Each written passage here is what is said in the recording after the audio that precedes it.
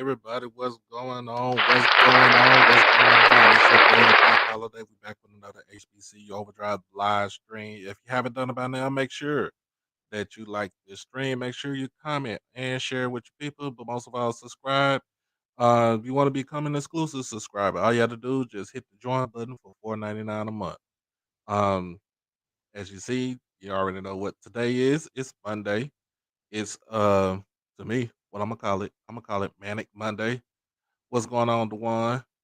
Trying to get some more people up in here to see what we can do.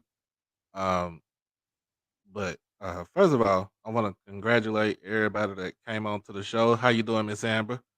That came on the show on Saturday. We had a great show Saturday. Shout out to my boy Blue from the Blue Blood CFB.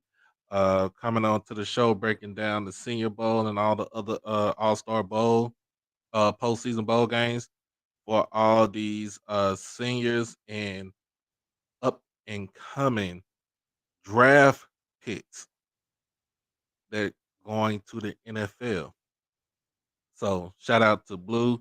Also, shout out to Mr. Campbell for coming on the show and kind of dispelling some things about FAMU and giving us a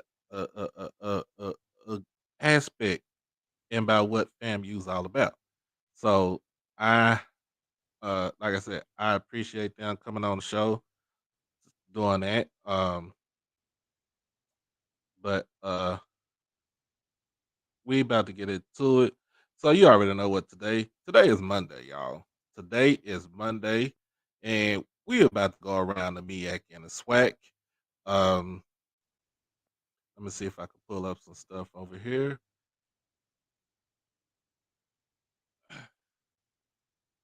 We is going around the MEAC and the SWAC, and it is SWAC back. You know, today is Monday, so you know, SWAC Basketball Monday is here.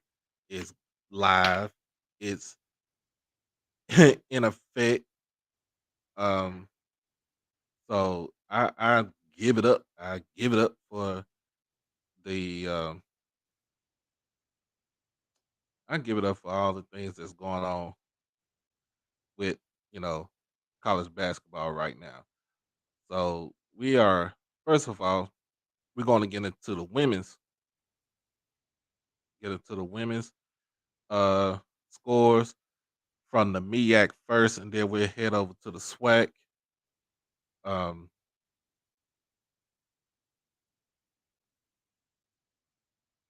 trying to see some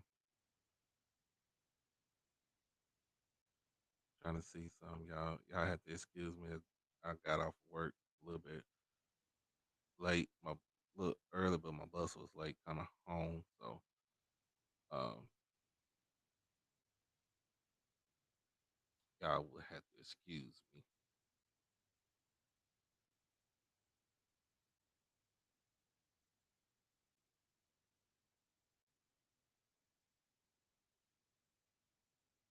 All right. So, pretty much what's going on in MEAC, I'm just gonna let y'all know. I'm just gonna let y'all know those Morgan State Lady Bears are on top. Overall, 14-6, 7-0 in conference play, y'all. 7-0 in conference play. So we got some um good basketball going on. We got some good basketball, especially with the women's. With the women's, I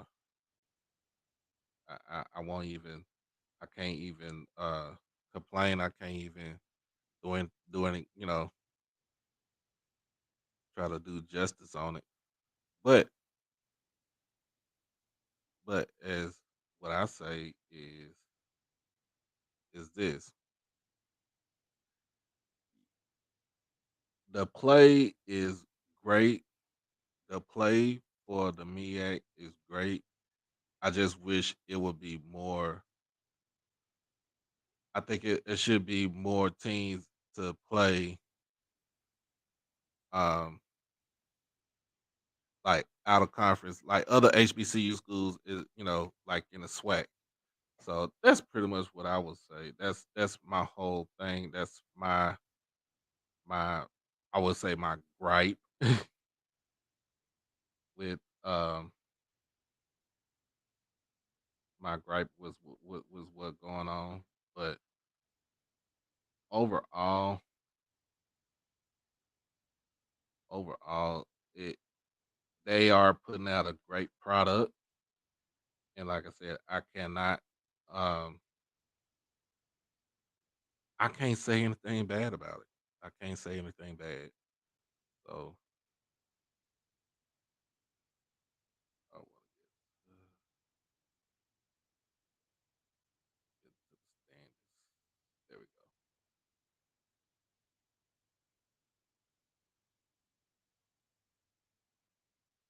So of course, let me get right here, y'all. See everybody's coming in. Jawan, what's going on? DJ Gemini, what's good? Hey man, you can say, bro, you can say whatever you want to, man. We do not jump on you, you know what I'm saying? As long as we stay with we all cool up in here, bro. We all cool. But, if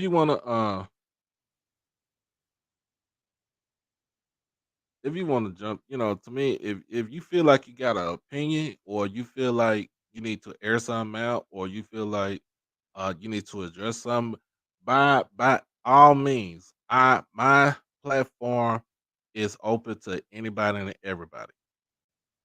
And as long as it's within a respectable manner and a manner where it doesn't um it doesn't step on anybody's toes, then we all good. We are all good. So, you know, that's something that we can, we all talk about, man. So, but make sure if y'all haven't done it, if y'all haven't done yet, make sure y'all join for the 4.99.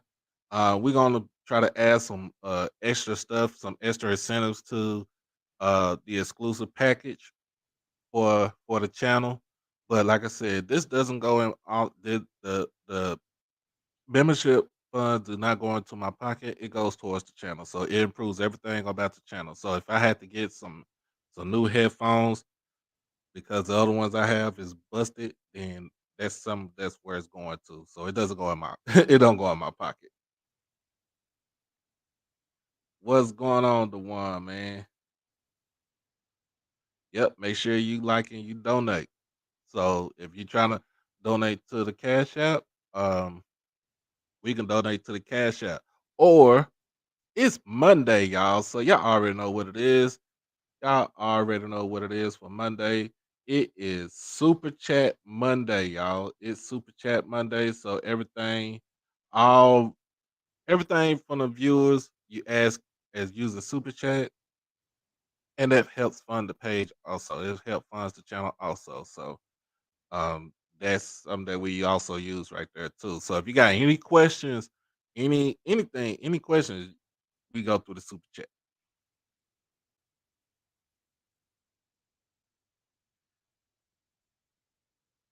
My honey said I sound sad. I don't sound sad. I just want to make sure everything is okay. Everything is okay. But make sure that all questions are asked using the super chat. You know what I'm saying? $2, $5. It doesn't matter how much you want to put it in there. It goes towards the channel. That's it. But again, like I said, it's around the SWAC and the MEAC we go. So let me pull up this screen right here and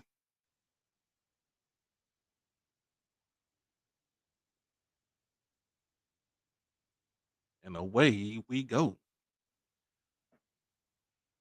So, like I said, Morgan State women is sitting at the top of the conference at 14-6, 6-0 over 7-0 overall in conference play.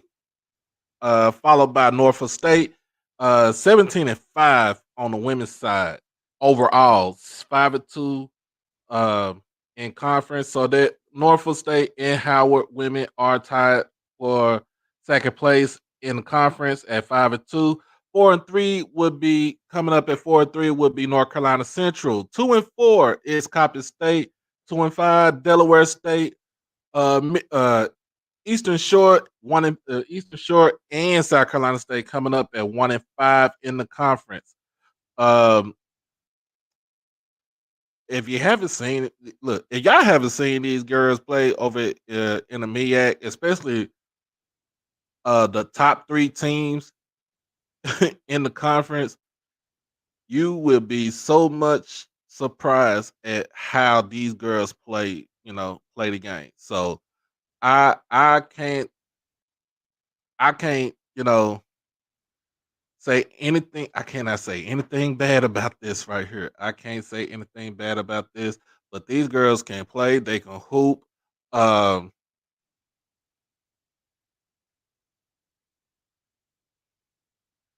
they can hoop. They are energetic. And man, look, they be rocking. Sometimes they rock better than the men's. The men's play. They rock better than the men. So uh shout out to, like I said, shout out to to the MEAC women that's putting it down. Um, that's putting it down right now for all those that are real good, basically good right now. So on the as far as the scores go, North Carolina Central comes out with a 5-point victory, surprising, against said Norfolk State.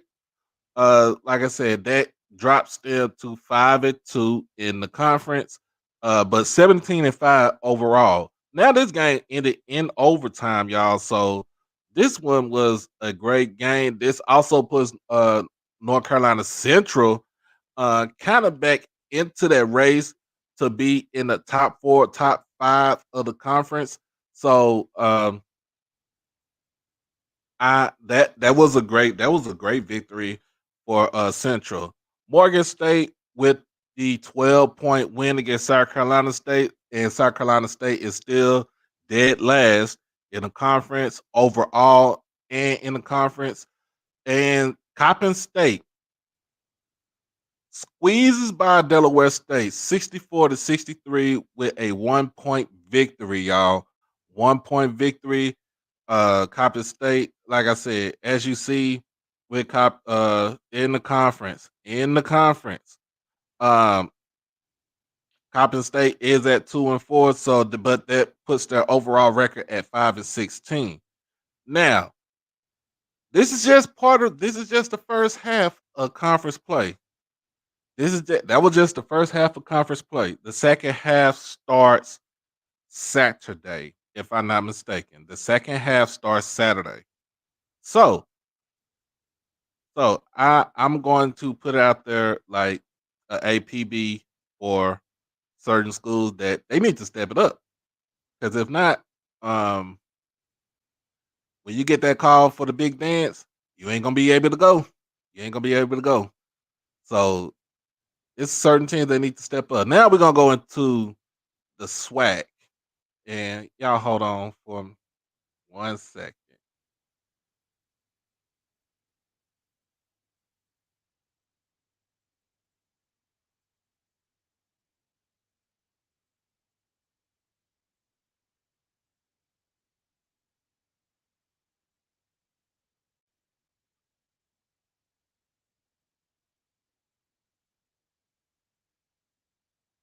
Oh, hold on. Oh my goodness.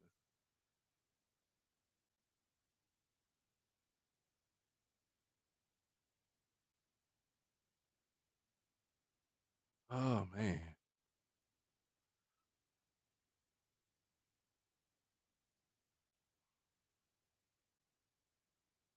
There we go.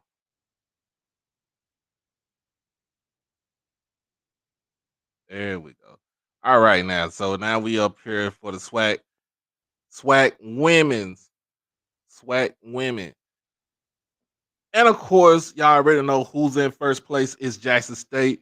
Coach Tamika Reed is building a juggernaut again as the program sits at 9-1 in conference play, 12-8 overall.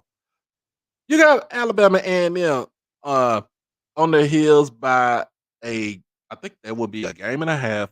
Game and a half lead behind Jackson State at 8-3 in the conference, 10-11 overall. Bethune Cookman women, which is a surprise, sits at 73, 8-12 overall in the conference. Overall, with a record 73 in the conference. Prairie View A&M 74 in the conference, 10-12 overall. Uh, Followed by Southern, Alabama State, and Pine Bluff, all sitting at 6-4 in the conference. Alcorn and Grambling make up conference play at 5-6 right now. FAMU women is at 3-8 in conference. Texas Southern women at 1-9, and Mississippi Valley State is uh coming is as the caboose 0-11 in conference play. They also have they are also bottom of the conference at 2-20. Uh Overall 2-20 with Texas Southern 1-20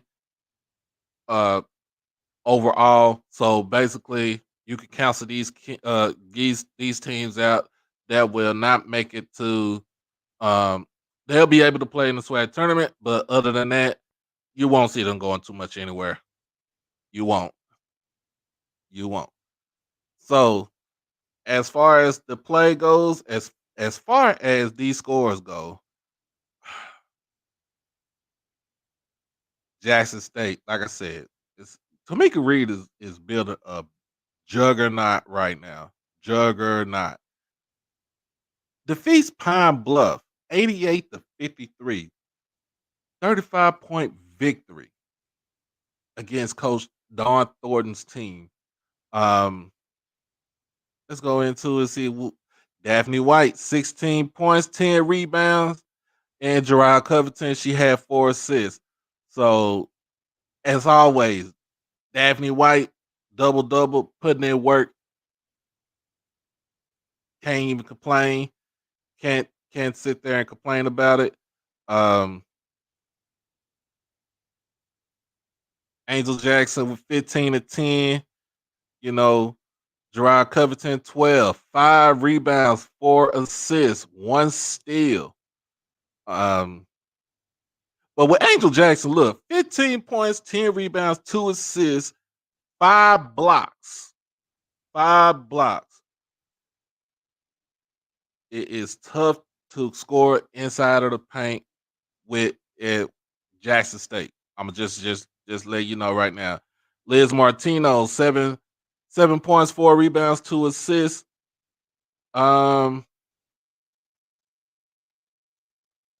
Deja Woodard, 9 points, 5 rebounds. But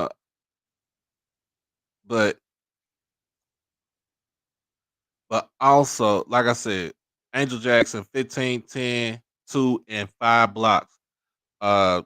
Slight work for her. So that's something that you don't really say too much bad about, but that's slight work for her.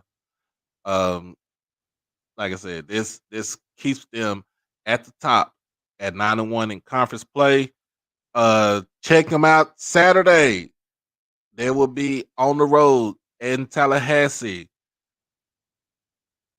at 1 o'clock Saturday, February 11th at 1 o'clock. They will be playing against FAMU in Tallahassee, y'all. In Tallahassee. So check them out.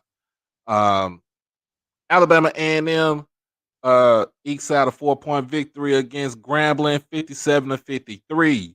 Bethune-Cookman, like I said, Bethune-Cookman takes care of Texas Southern, 66-62. Say that, y'all say that fast 5 times.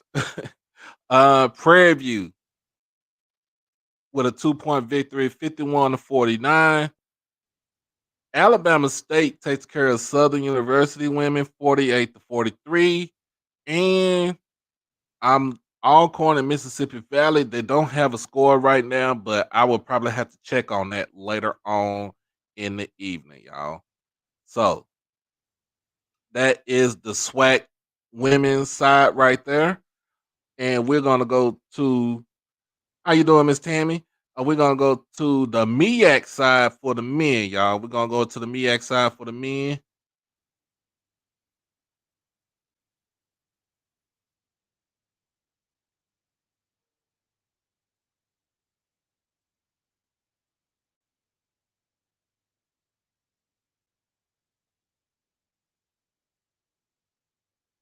Let's see.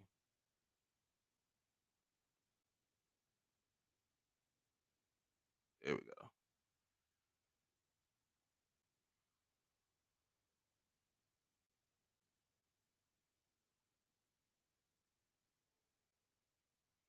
All right. We're on the MEAC side, on the men's side for the MEAC. Excuse me. Coming in at number one, if you see it, Maryland Eastern Shore and Howard are tied for first place in the conference at 6-1. You also follow up by Norfolk State at 5-2, Morgan at 4-3, North Carolina Central 3-4, tied with Delaware State at 3-4, Coppin State coming in at 1-6, and South Carolina State 0-7. This is in conference play, y'all. Overall play, Norfolk State has the best record in as far as conference team as an overall team, 16-7, followed by Eastern Shore at 14-8, Howard coming in at 14-10, Morgan State 12-11, and North Carolina Central 10-11. So if you look at it, I'll just say it just like this. It's gonna come down to those five teams. I want to see what first of all, I want to see what Coach Lavelle Moulton does and what type of adjustments that he has for his team for North Carolina Central. This is kind of, I don't want to say the anomaly, but this is not of North Carolina Central to be uh in the middle of the pack for in the MEAC conference, y'all. So I that's something that I would say right there. It's not the same thing as far as what North Carolina Central is used to. Morgan State, it all depends on the play. I think the health of one of their shooting guards, I think he did go out of the game in a legacy classic. In a legacy classic, he did injure his wrist. I think that was playing Hampton. So no, they play. I'm trying to figure out who they played. It just slipped my mind. I think they played. Oh, they played Central. So they played Central this past Saturday. No, Delaware State. I'm about to stand corrected. Delaware State. They won the game 75-65, but they lost one of their key players um, with a wrist injury. Hopefully, he'll be back by this coming Saturday. Um, there's no game tonight for MEAC men. The only game that's coming on tonight, I mean, for this week would be Tuesday. Chicago State takes a visit to Dover, Delaware to take on Delaware State. That game is at 6 o'clock in Dover, Delaware. And everybody else comes back to play on Saturday. So you have a full slate of games for Saturday for the MEAC, and this will be their second go round in the conference. Um, as long as Eastern Shore and Howard are playing great basketball, plus Norfolk State playing great basketball, you will see those three teams try to vie for the conference championship, in which basically that will catapult them into a better seeding for the conference tournament. So that is something that you will have to see right there. And now we're about to go into the SWAC play, which pretty much is starting off right now. So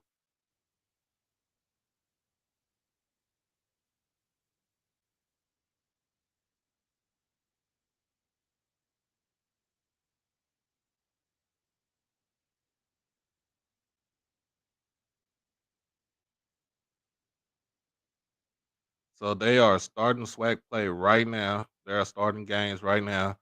Um,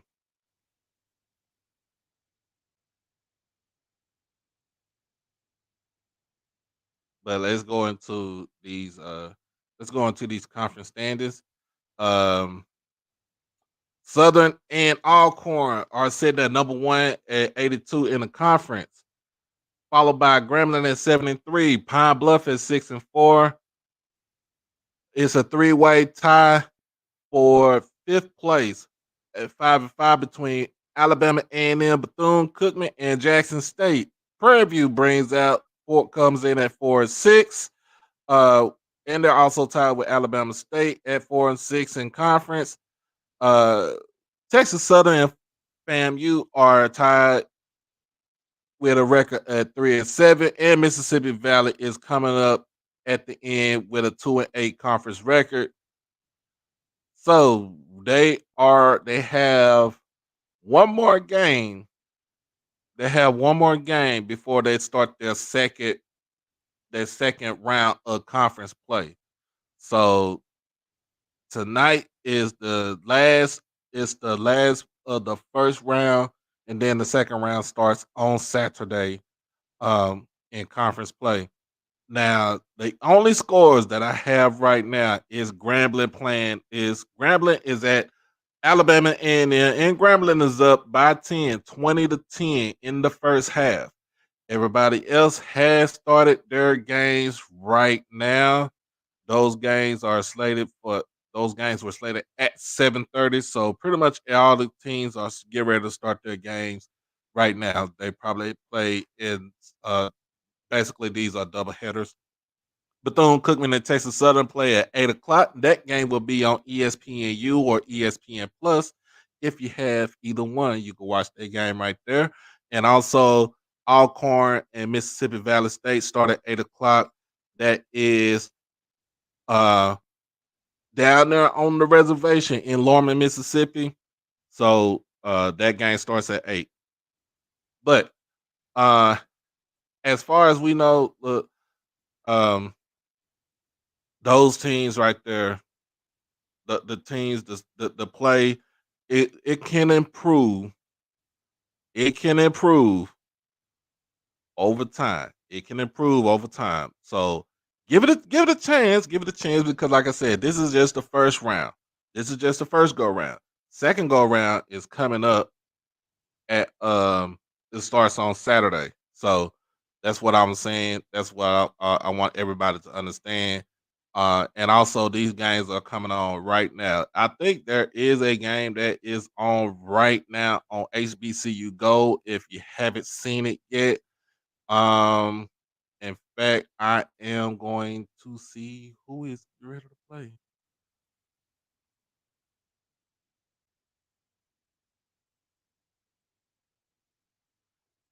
So it is Mississippi Valley versus Alcorn on HBCU Go right now. That is coming up live 8 o'clock in Lorman, Mississippi, y'all. You can watch this game on HBCU Go. But let me get this going on right here so I can get my guests coming on so talk about we can talk about what's on the thumbnail right now. Another thing, let me before we get into it, before my guest comes in, shout out to Coach Eddie George for Tennessee State for going on. We all hate him, but it is what it is. We're going on Shannon Sharp's podcast, uh, also known as Club Shay Shay, and giving a real spiel about HBCUs and what's going on at Tennessee State, how he is ingrained with Tennessee State. Um, he also said that if you didn't get a chance to watch it, if you didn't get a chance to watch it or even listen to it, didn't even know that majority of his family are HBCU alums. Um, of course, they practice over at Tennessee State when the team moved over to from Houston to Nashville to Tennessee. Um, it was a great interview, y'all. If y'all have not seen that interview, I'm gonna give it applause, y'all, because that's what it is. It is an applause. If you have not watched that interview, if you have not watched that interview, I would suggest y'all to watch the interview. Dr. GW, look what's going on. Thank you for becoming a member of the channel, y'all. Thank you for becoming a member of the channel. And the thing about what Eddie George said to Dr. Glenda Glover for Tennessee State, he told her, like, look, in order for you to get me over here, we have to make some things, we have to change some things around. Because remember, Eddie George is coming from the business aspect. He's coming from a financial aspect. He was raising money for Dr. Glover with the AKAs. So it's still he went over there. Yes, of course he's gonna talk to Prime because that I'm not saying that's his guy, but you gotta understand he's the only other person was that's that was in the spotlight for being a celebrity type head coach. But I don't even call Eddie George a celebrity head coach. I do not call him a celebrity head coach. I call him a guy that found his footing with uh helping kids. That's it. That's it. And he signed. So this is something that I found out. He signed a 5-year deal with Tennessee State to be the head coach. Okay. Um, remember his first year, he had Jeff Fisher as his football operations. That was a good thing right there. Um, and then he's kind of molding his team to the way that he wants to have his team going. Mr. Ford, how you doing?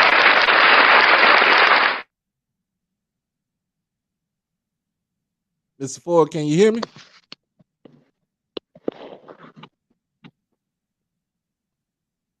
Hello?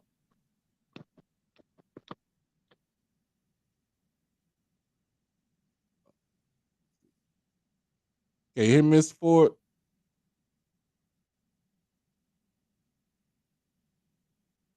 Hold on. All right. Well, we get that going. We get that fixed. So, um, hey, Jacinto, I know you won't give him the satisfaction of the like, but you still had to check out the interview. You still had to check that out. It was actually a good interview. So I'm not even gonna fault Shannon for that. Uh, Mr. Ford. So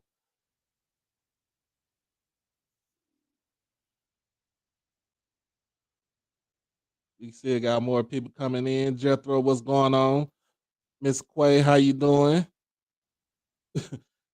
I don't even. You don't have to. I'm gonna tell you like this, Jacinto. You ain't gotta like it. I just say listen to it. Especially from the part he's talking about Tennessee State. So he didn't bash Tennessee State, and also it's something that I listen when I listen to it. Shannon, um, uh, not Shannon, but um, Eddie reference Prairie View at Alabama State. How you doing, Mr. Ford? Hello. Uh-oh. Still having trouble. But he did. he did reference Prairie View and Alabama State having great facilities, better than certain facilities in FCS that's not even HBCUs. All right, can you hear me? Uh-oh. Mr. Ford, can you hear me? I think he's still having trouble. But let's let's just go back and check it out. And you know what I'm saying? He, like I said, he did put in some great points.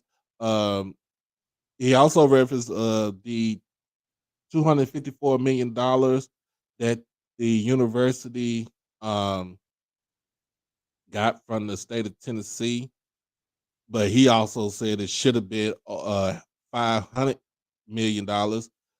He said it should have been close to $1 billion that they should have got back.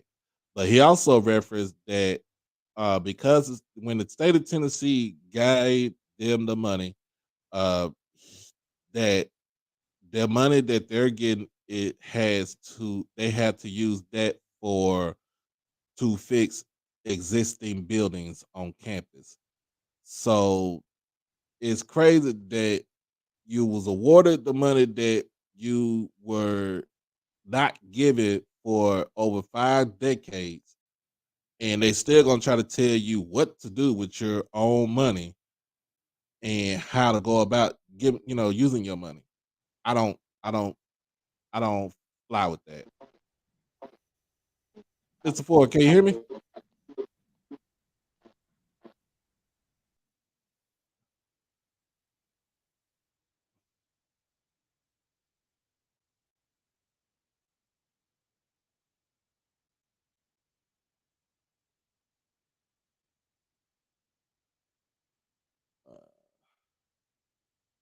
But I would say that was a great interview. So that's why I say I wouldn't even listen to Shannon, but I just say the way Eddie went about and the way he conducted that interview, it was better. It was better than ever. It was better than none.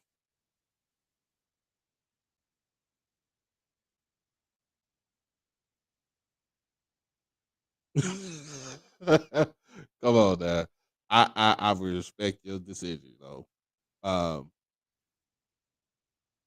yeah, 1.2 billion dollars is the number, but it's the number that you don't have, like like to get 500, $254 million back from somebody that denied you the funds that you was publicly supposed to have, which is asinine right there. It's asinine. So it's asinine. And then they're gonna tell you what to do with your own money now.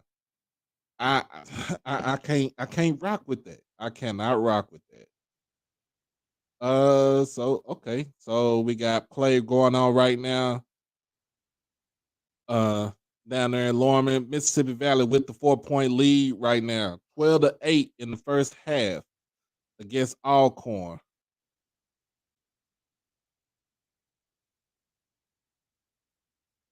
I want to know what Mississippi State's gonna do afterwards when they start their second round swing for the SWAC, y'all.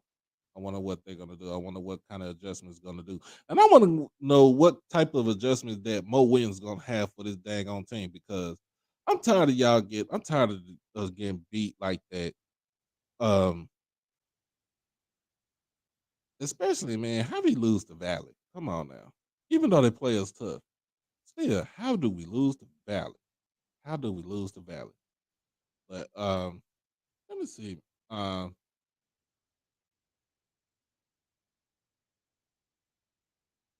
See if my my my guest is ready.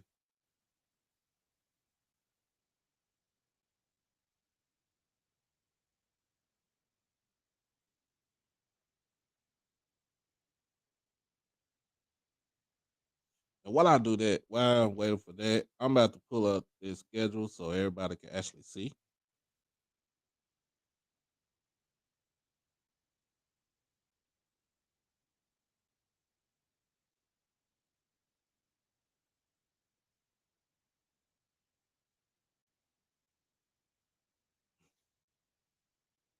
All right.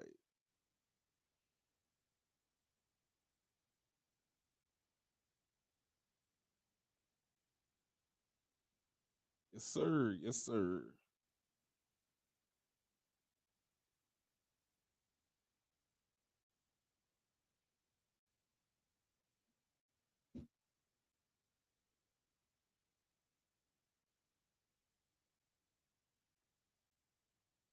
All right.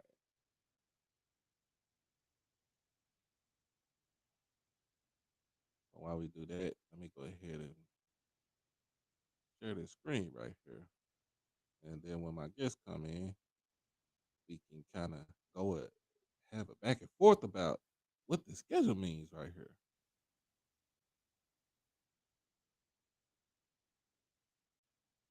Um. Anyway, so tomorrow afternoon, I will probably do. Let me see. Trying to see who else I could do. So I'll start off with the Florida schools and work my way through Alabama and Mississippi, Louisiana, and Texas. So, um, tomorrow I would do Bethune Cookman. I would BCU schedule.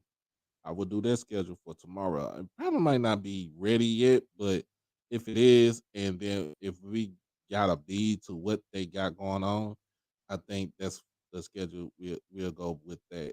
Um, we'll go with that. So tomorrow will be Bethune Cookman's schedule. We also talk about more. I'll also talk more about Raymond Woody as being named the head coach for Bethune Cookman, and then Wednesday we will go into Alabama. So I will do Alabama State Thursday afternoon, Alabama A&M. Friday will be Valley. Saturday with my guest host, we will do Alcorn. And we're gonna do Jack State last. We're gonna do Jack State last. We're gonna do Jack State last. So let me see if Mr. Ford is ready. Mr. Ford, can you hear me? Hey, can you hear me? Yes, sir. Yes, sir. Now, yes, Yeah, sir. how you doing? Doing good. I'm doing good. Waiting on for one more person to come on so we can talk. We can kind of get a whole breakdown of this schedule. Like we already talked a little bit about it on Saturday, but I want Uh-huh. to get the whole gist of the schedule broken Yeah. down.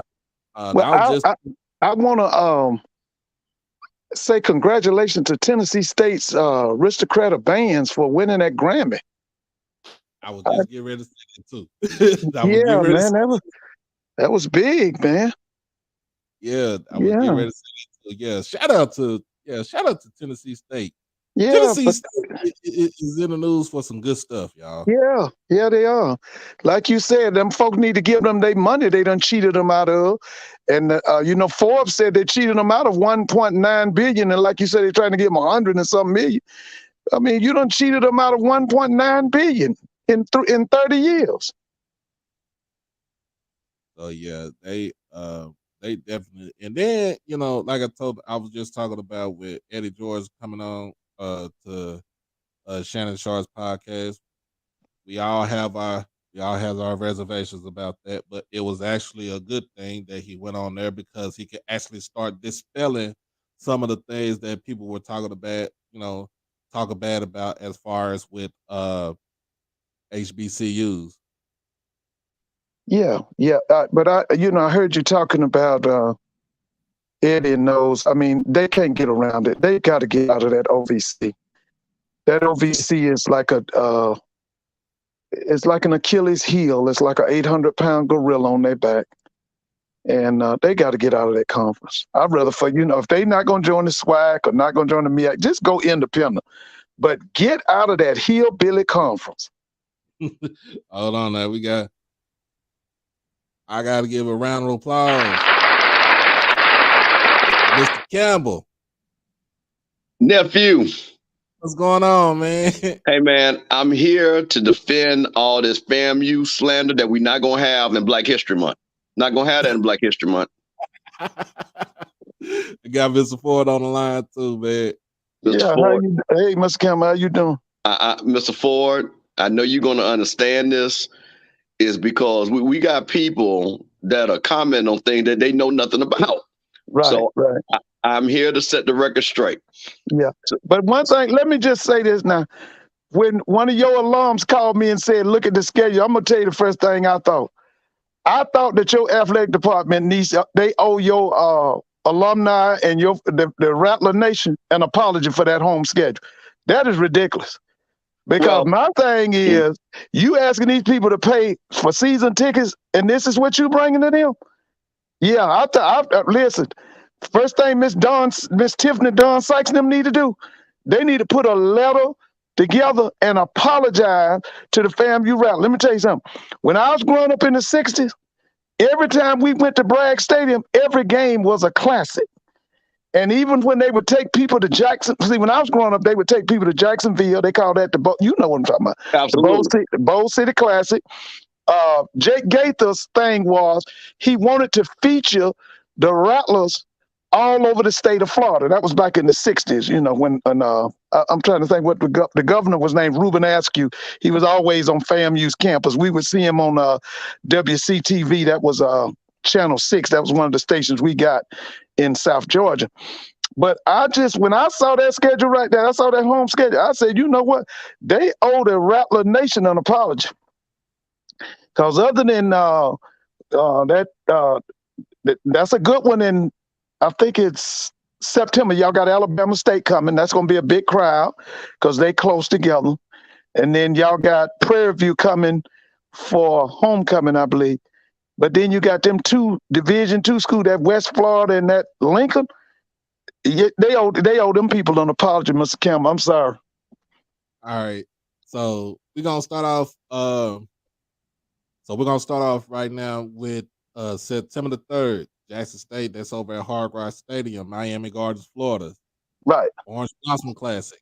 So this is the last year for the Classic, and quite say this will Jackson State. You said this is Jackson State's side time to be the home team or the away team? They're going to be the away team because they were the Okay. home team last year. Right. Okay. So let's get this straight now. FAMU is coming back. The thing about FAMU, which is going to be different from every other school in the SWAC, except for maybe one or two schools, which, like I said, FAMU's come in Alabama State, is the fact that you have a returning starter at quarterback. He's supposed to be the best of the SWAC, isn't he? He's going to be, according to Coach Simmons, he's going to be preseason SWAC first team quarterback. Yeah, he's probably the most stable quarterback in the conference, isn't he? Well, the two that you think about that are coming back that'll have some skill will be him and Andrew Body, but he's hurt. And then the Body, you know, to me, I thought Body's last year was not as great as his first year. I thought he fell off as a sophomore. That's because he didn't have as many weapons. They now, not to get too far off the topic, they recruited him some weapons this year. And I think that was what they did. Yeah. They understood that they need to get their kids some weapons. Yep. And don't forget they got him a backup too, because I watched that backup film. That boy from Furman can throw that football. I don't know if that's a backup. I think that's what we call good, healthy competition. Yeah, I think so too, because that kid can throw it. So basically, FAMU's coming back in with a proven starter. Yeah. I knew they had to they had to address concerns on the offensive lineman. On the offensive line, how many offensive linemen that you have coming back that's actually started? Because two. So Cam Colvin is gone. So basically, both they're not going to be missed, Doc. They're not going to be missed. Let me tell you something. What he's bringing in on that offensive line, it's going to be better than last year's offensive line. My only question mark is the center position. He played a freshman, a kid from, I don't know if it was St. Peter, Tampa. I thought that kid was in the way. That kid should have been redshirted. He took that kid out, and he put a kid in from Bainbridge. I think he was wearing 69, and that elevated that offensive line. I'm telling you now, Other than the center position, the offensive line at FAMU is going to be better. They're going to be better than last year. Is that correct, Mr. Campbell? Well, I'm going to tell you what's also going to make them better. We're going to have more speed at the running back position. Yeah. That's what's going to also make that running. Because, see, you got to understand how Willie runs that offense. It's quick hitters, screens, streaks. And with those big backs, you can't start those big backs off. Those guys are change of pace guys. Yeah. If you got a big back with the way they block, we're looking to try to create holes and get chunk plays. That's why Bishop Bonnet was so great. We didn't have that last year. Yeah. Now, according to everybody that I've talked to down there, that we've got 4 guys that's as good as Bishop. Yeah, I think you do too. Now, and to go back to your point, Willie got a lot of that MIAC in him. He's pounding, what you call it, pounding. Ground and pound. Ground and pound. He got a lot of that in him. Willie still got that MIAC in him. Now, he can throw it more than the MIAC teams, but he's going to ground and pound on you now. He's going to run that football. I think as far as with where it goes, he can actually, he's interchangeable. That's what I say. He's interchangeable. That they can actually ground a pound, they can actually air it out. They can dink and dunk you. So he's more interchangeable. It's different. I'm gonna say this. I say this, Mr. Campbell, Mr. Ford. It was different that he had the offense at Prairie View than what you see here at FAM. He was more explosive at Prairie View. He was more high scoring. Now at FAM, he's been more of a ball control kind of guy. He want to keep your offense on the bench, and he controls the ball. Now when he had Kadarius Hodge and them, he was trying to score 40 and 50 points at Prairie View. Mm-hmm. Well, there you go. You answered your own question right there. He had a better quarterback that could execute his system. We've had basically game managers the last, so what is this? We've been 9-2, and we've been in SWAC 2 years, and then Stanley could throw it a little bit. So the last 2 years in the SWAC, we've had game managers. We have not had that electric arm quarterback. Right. Now, Musa has an arm, but he was inconsistent. So now what you hope is he's been there a whole year. He should know the offense. Yeah. And then he should be able to make some more big plays. Yeah. Well, now, one thing, like you said, and to answer your question, one thing that's going to make Musa better is all them explosive backs they got now.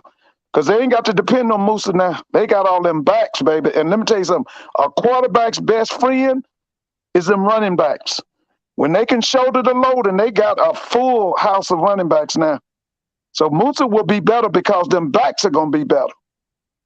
All right. So we got so with Jackson State. So like I said, this game is we don't know how this game will come out, but this is a must-win game for them because, like I said, this starts them out.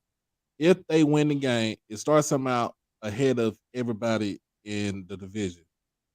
Lose it, you playing catch up from. It's over. Just like the last 2 years, whoever wins that OBC gonna win the SWAC. That's why I don't like it being the first game, because whoever wins down there in Miami is over. Because remember this, outside of Jackson State, FAMU is undefeated in the SWAC. That is true. That is true. Whoever wins that OBC, that's it. All right. So September the 9th, Mr. Campbell, you got South Florida. They coming in with a new head coach. Yeah. At Raymond James Stadium. Yeah. What do you expect as far as this game goes? Well, this is the classic smart FAMU Florida money game. But this is a game that FAMU people believe that it can be competitive. I think so too. So when I see these games, when we play these second-tier Florida teams, right? What's always interesting about FAMU, the thing about it is when you start looking at player for player, because you got to remember one thing about Florida, which is like Texas, but Florida is definitely, because of how condensed it is, all these kids know each other, and they've all played against each other. Right. So you've got kids on FAMU that are going to look at kids in South Florida and say, hey, man, I beat that guy in high school 3 times. Yeah. So that's where you get that, hey, we can play with these guys. We can win this game. So like when we played, I believe, because we played them, was that, yeah, that was 2 South years Florida ago. when we played it. Yeah, 2 years ago. 2 years ago. And you gave them a game too. That was a hell of a game. That's right. Your offensive line came together in that game. So for us, again, and I think a lot of people have to understand how FAMU has always done this. They look for these games in these big cities because it's also, we recruit students that way. Right. So when we can go to Tampa and Jacksonville and Miami, right, that allows us to put in the budget for student recruiting. See, a lot of other places, because you got to say something. Florida is one of the few metropolitan southern states. So you can't do that in Alabama and Mississippi and things like that. Florida has 5 or 6 big cities. Yeah, that's right. That you can go in, get a good crowd from the opposite team, but still go in and recruit students. So trust me, that whole week, we're going to have the president down there, all the deans, and they're going to be at all the high schools recruited. Yeah. Right. So for me, if that's the type of money game we're going to play, I like that type of money game. All right. Yeah. I'm like D. I'm not a fan of money games. I don't believe in them. But if that's what we're going to play, I'm a fan of it because, again, it allows. And then I tell you what, again, as we know, we'll have 20,000 people from FAMU in their stands. Right. And that's what they're looking for. That's exactly. You might be their biggest crowd of the year. And then you don't have to go that far because they in Tampa. And how far is Tampa from Tallahassee? What? 4 hours, 4 and some change. But Doc, here's the thing. It ain't even, because you got to understand, so the majority of people that are rattlers ain't in Tallahassee. That's right. They're in Orlando. They're in Tampa. They're in Miami. They're in Jacksonville. Yeah. Don't forget Atlanta. Every other this is second Tallahassee up here now. Don't forget Atlanta. Mr. Ford, I'm going to hold that Atlanta take till we get to the end. Or the reason why we made the schedule the way we schedule. I'm going to hold that for you. Yeah. Don't forget Atlanta, man. Shoot. All right. They thick up here, baby. So we got, now this is one we talked about Saturday a little bit, but September the 16th, the West Florida, University of West Florida Argonauts come to brag. They don't have time set on here yet, but once they have the time set, we'll go all the way, we'll go back through it. Well, traditionally, FAM is going to do a 6 o'clock start, 6 or 7 o'clock start. That's FAM's turn. Yeah. 6 or 7 o'clock. So West Florida, we talking about West Florida that's basically been in the Division II playoffs. They don't settle for second round in that. They go for, we're going to the championship game. Now, Blue did say that the coaching staff, the head coach and the coaching staff went up to Towson. So they got a new coaching staff. Now they're gonna have a new quarterback too. You might know him. We all might know him, named Marcus Stokes. Oh yeah, a 4-star. A 4-star is at a D2 school, y'all. I've been telling y'all that.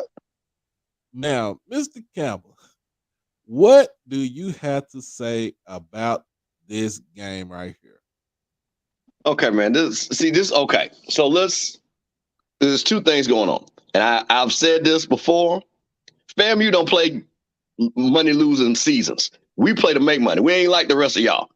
We play to make money. So to all the JSU folks that all in a row, this is no different than y'all playing Delta State a couple of years ago. Right. Because West Florida is Delta State, the exact same team. Yeah. Okay. So the thing about it, and see, this is where we got what bothers me, because we have to understand the economics of HBCU football. The schedule and home games are important. So no matter, Mr. Ford, that slot would have been either it was South Carolina State, Tuskegee. Yeah. It's always been a game like that. That's right. So that slot has always been somebody, and I'm talking about, I can go all the way back to 88. We have always played, because we played Tuskegee, I think my sophomore year. And y'all would be 26,000 at that game. So for us, that is a home game, because you got to remember, Doc, we lose a home game in the back end because of the Florida Classic. Right. So just for financial purposes, we got to try to play 4 or 5 home games. And I think it usually comes out to 4 where it rolls out. So we can't. So that game is lock, stock, and barrel. So you could have replaced that with any name. Like I said, it was Albany State last year. Be Tuskegee, go on and on and on. So that's not the issue game. That game was already set in stone. No different than Jack State playing Delta State a couple of years ago. It'll give us a good challenge, but again, we should win that game. Yeah, you should win both of them. So that's not the issue.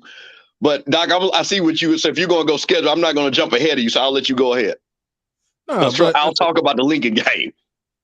So now we I mean, but I'm not gonna say anything bad about West Florida because they are a D2 power. They haven't been there, they haven't been in D2 that long. So they are a D2 power. They go for playoffs and they go for championships and busts. That's what they think about. That's all they think about.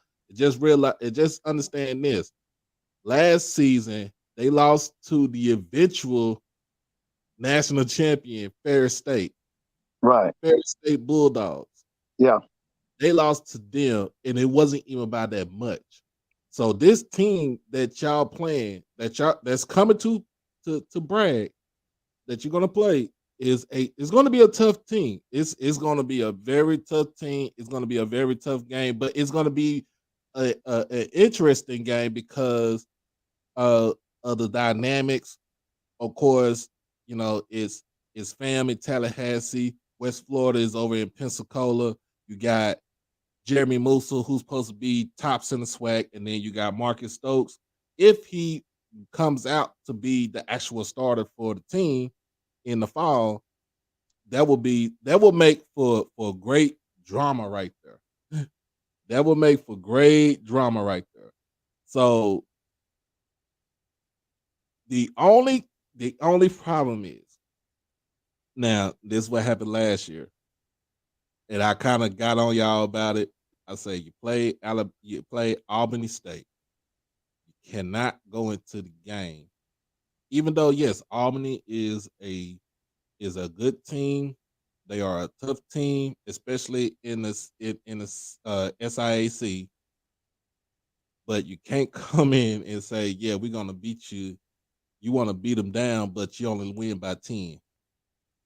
Well, Doc, let's put that in perspective, okay? And I'm agree with you that. But see, I think we can't have revisionist history. We got to talk about what happened at FAMU at the beginning of the season last year. Yeah. We had 25 players that did not even know if they were going to play the whole season. Right. True. Right. We had our star player had to sue the school to get eligible. The fact that Willie Simmons held that team together to still finish 9-2 when that thing could have totally exploded. So what you saw there was a lot of inconsistency. We didn't know who was going to play. Albany State is not a bad team. I'm not making an excuse. I'm just telling you what the facts are. So I think this year, you got to understand something. We're going into a more stable environment. We know who's going to be there. We've got academic advisors. Yeah. Mm-hmm. We got money for summer school. Yeah. So last year, all of those issues have not been rectified. That's why the schedule, because I'm just going to jump to it, man. Let's get the elephant in the room. Anybody knows FAMU. FAMU is trying to go to the Celebration Bowl, point blank period, and not even to Mr. Football. They want to be in Atlanta.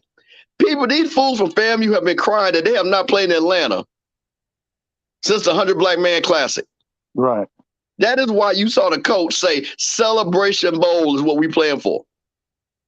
Nobody's thinking about the playoffs. Nobody's worrying about positioning themselves up. Because if we don't win the SWAC, this season is a failure, no matter what we do. Period. So when people sit back and say, oh, the schedule, all that. No, this team is focused on one thing. Beating Jack State in Miami and finishing the deal that the SWAC hasn't done in the last, 2, 3, 4 years? Yep. Is actually winning the Celebration Bowl. Since Grambling. Since Grambling. So that is the focus of this team. So when people say, oh, they scheduled Lincoln, well, let's talk about why they scheduled Lincoln. Because South Carolina State pulled out. Yeah. That's why you put West Florida in, right? So when you have that situation, what are we supposed to do? Everybody's schedules are made. So yeah, go play North Carolina A&T. North Carolina A&T didn't have no room to play FAMU during that date. Yeah, no, they don't. We wasn't going to play Howard and Hampton. That was a waste. So basically, and this goes back to the dysfunction. We didn't have an athletic director, right? That's usually the person that negotiates. We didn't have one. So this is what we end up with. But nobody, Doc, I'm going to tell you a secret. Nobody's going to care if FAMU runs that table. Okay, they lose the and run that table and win that Celebration Bowl. Yeah, that's true. And they call Black College National Champ. I'm not going to hear one word out of you, Scotty, Blue, or anybody if they go and they win that Celebration Bowl. Right. Because you know what they'll say? We would be 12-1. That's what counts, man. So all these people that are ginned up, because I'm going to tell you something, I know the Rattlers. We are playing for the championship because even with the playoffs, you saw what happened last time. The FAMU contingency, like Mr. Ford, how many people you think if FAMU plays in the Celebration Bowl, how many people you think gonna be in that game? 65,000. Thank you. Too damn many. Thank you. 65. The whole half of Tallahassee be. I told y'all Tallahassee North. Our biggest outside alumni base is in Atlanta. That's what I'm saying. Is in Atlanta. Put on a FAMU shirt and walk around Atlanta. See how many times you get stopped. It will be close to between 50 to 60,000. And I'm telling you, 40,000 will be FAMU folks. Yeah, easily. That are coming all in from Chicago, Detroit, LA, New York, DC. I'm telling you what I know for a fact. Right. Listen, they would play up here sometime. They would have more fans at Saturday's game than the Falcons would have on the Sunday game. So for us, why it's good for y'all shows and to tease about FAMU. Man, no, I'm telling FAMU folks, we ain't worried about that. We worried about that game down in Miami because Shadu's not there. He was the difference in the SWAC. He ain't there. Right.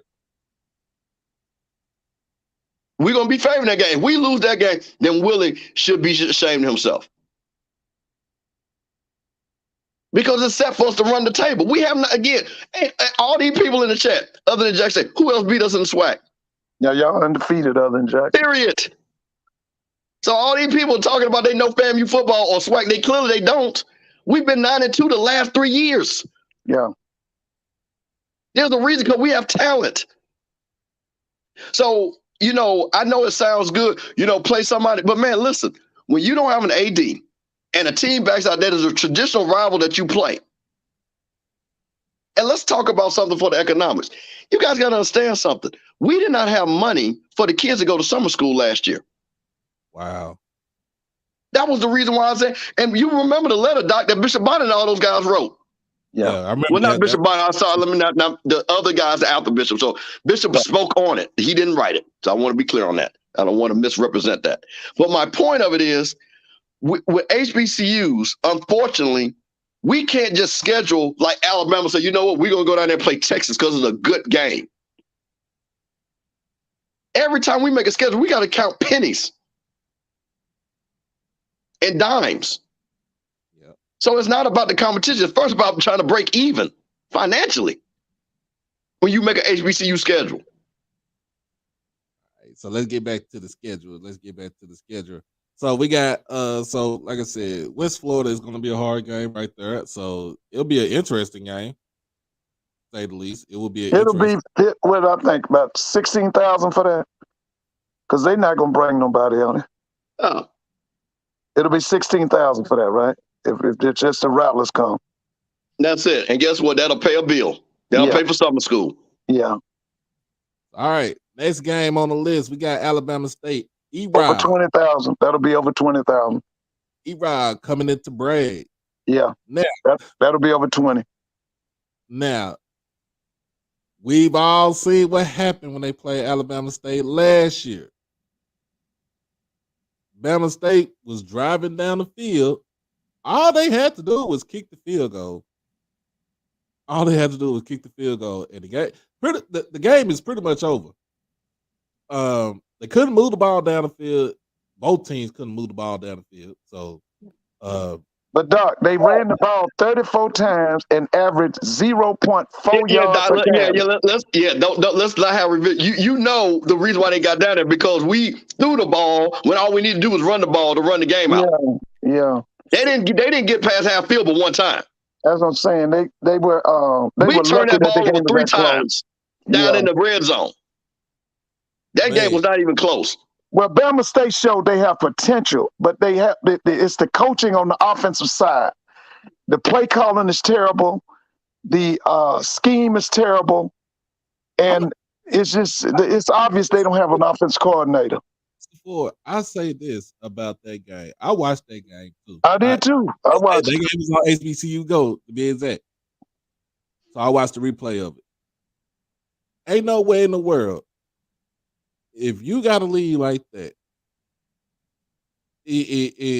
of course you're not going to be able to run the ball against these guys because they are very stout on the front seven. In the back end, ain't a slouch either. You talking about Alabama State? Alabama State. That was their whole team. Is that defense? The defense. So you had to switch. You had to switch things up. Now here's another thing that kind of irritated me. Yeah, I think I told you, Mr. Campbell, why you ain't got Xavier Smith out there no more. So Musa, you're gonna have to share the wealth. Yeah, you're gonna spread it around. Yeah. You don't have that old reliable that's in your back pocket. You have to share the wealth now. You have to spread the ball around. But one thing he don't let me say this. One thing he does have, he has great pass catching tight ends. Okay, that kid from Colorado State can catch that football, and I done argued this over and over. Manigault should be a wing tight. He is not a wide receiver. He's a wing tight. But they got them now. They got some of the best. To me, nobody utilizes their tight end better than Fam. Fam does a good job of throwing that ball to them tight end. But you're right. Now I know that kid, the kid from Texas State, he's gonna step up as a speedster. But I think they got some more guys coming that's gonna step up as the wide receiver spots. And to get back to that Alabama State game, that game proved once again Willie's staff is better than Eddie Robinson's staff. That's what I saw. His staff better than Eddie Robinson's staff. What'd you think, Mr. Campbell? Again, wide receivers grow on trees in Florida. Yeah. That won't be an issue. We've signed 4 guys that'll be able to step. I mean, now X-Man was the guy. But again, in the offense that Willie runs, you need guys just to be consistent. Right. The whole offense is based off of rhythm. Yeah. So it's about consistency, running your plays, catching the ball when you're supposed to catch it, and then hope for a big play down the middle. Yeah. That's the offense. It comes from the guy that's at Jacksonville State. What's his name? That used to be at West Virginia. That's who taught Rich Rodriguez. Rich Rodriguez. That is exactly the same offense that he ran with Pat White. Willie throws it more than Rich did. He throws it a little bit more. But that's where that offense come from. Rich taught Willie that offense. Okay. That was under the Bowden guy that was up at Clemson. Not Jeff and Terry. What's the other one name? Remember the one that he was at Clemson? Was it Tommy Bowden? Tommy. Tommy took all them out of Tulane. He had Sean King at Tulane. They left Tulane and went to Clemson. They went undefeated at Tulane one year. Oh, yeah, that was 1998. Yeah, and the other thing they did Tulane is the reason you don't have the BCS no more because they sued them. That's why they had to go to that Final Four. Because when they went to court, one of the things they found out was that the BCS was monopolizing the money for the SEC. That was Roy Kramer and them. Yep. That's why we don't have no BCS no more.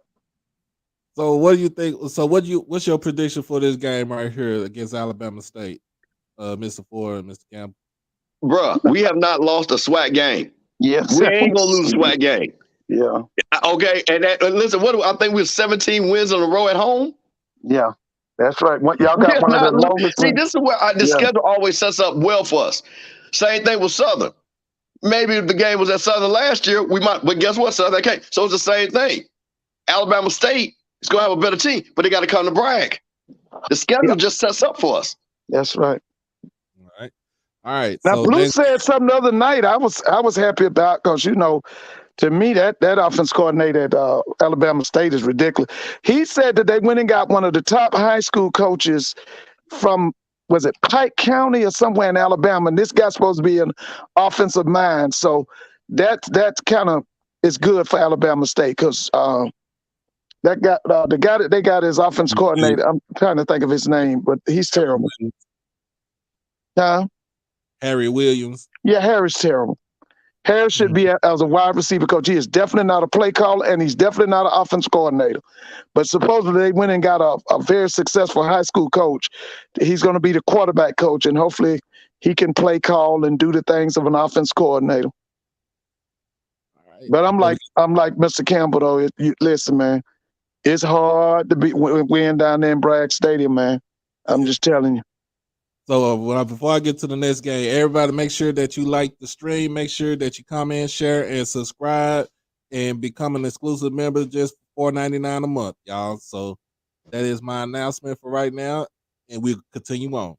So the next game that we see on this list right here is against Mississippi Valley. Now they are in Itta Bena. Last time FAMU went to Itta Bena. Yeah, it was tough. It was a tough game. In fact, Mr. Campbell, you was there, weren't you? Yeah. I was at the game. Yeah. In the stands. Brought my mother to the game. Yes. And saw Valley almost pull up the upset with all 50 of their fans on their side. Absolutely. Yeah. There you go. We all say this. We all say this. The 12th man for Valley is that field. It looked like they don't touch it with the lawnmower. All they do is just put the decal paint on there and everything and say, hey, let's go out there and play, y'all. Let's go out there and play. You probably got some sticker bugs out there, probably some big ass pebbles and rocks out there. You don't know what you're getting yourself into playing on that field. But Valley is going to play everybody tough when they come to Itta Bena. But Doc, well, you know what? But let's again put this. Let's give Coach Dancy his flowers. Yeah. Oh, yeah. The way Valley played had a lot to do with Coach Dancy and how well he had his team prepared and playing hard. They've got a new coach. Mm-hmm. They got to figure some things out. I'm not saying that the coach is not as good as Coach Dancy, but I tell you what, if he gets to Coach Dancy level, then. But I'm not as worried because Coach Dancy was a special coach. Oh yeah. We all. But let me throw this out right here. To me, if Valley's AD and president were on the same page, I would take FAMU to Jackson. FAMU has the cachet, the name recognition, the brand. You would draw 40,000 if Valley were to host FAMU at the Vet on a Saturday night. You draw 40,000. That don't even sound bad right there. Huh? That don't even sound bad right there. That's what I'm saying. That's a waste of time taking them to Itta Bena. You take them to Jackson with Mississippi Valley as the home team. Oh man. So when's the last time FAMU was in Jackson, Mississippi? I'll tell you a funny story about that. It was right. Here's the thing. This was right after we had the issue with the band. We came to Jackson, no band. Was winning the game. Jackson had a quarterback that threw a Hail Mary that didn't even make it to the 20-yard line. The ball bounced in the air.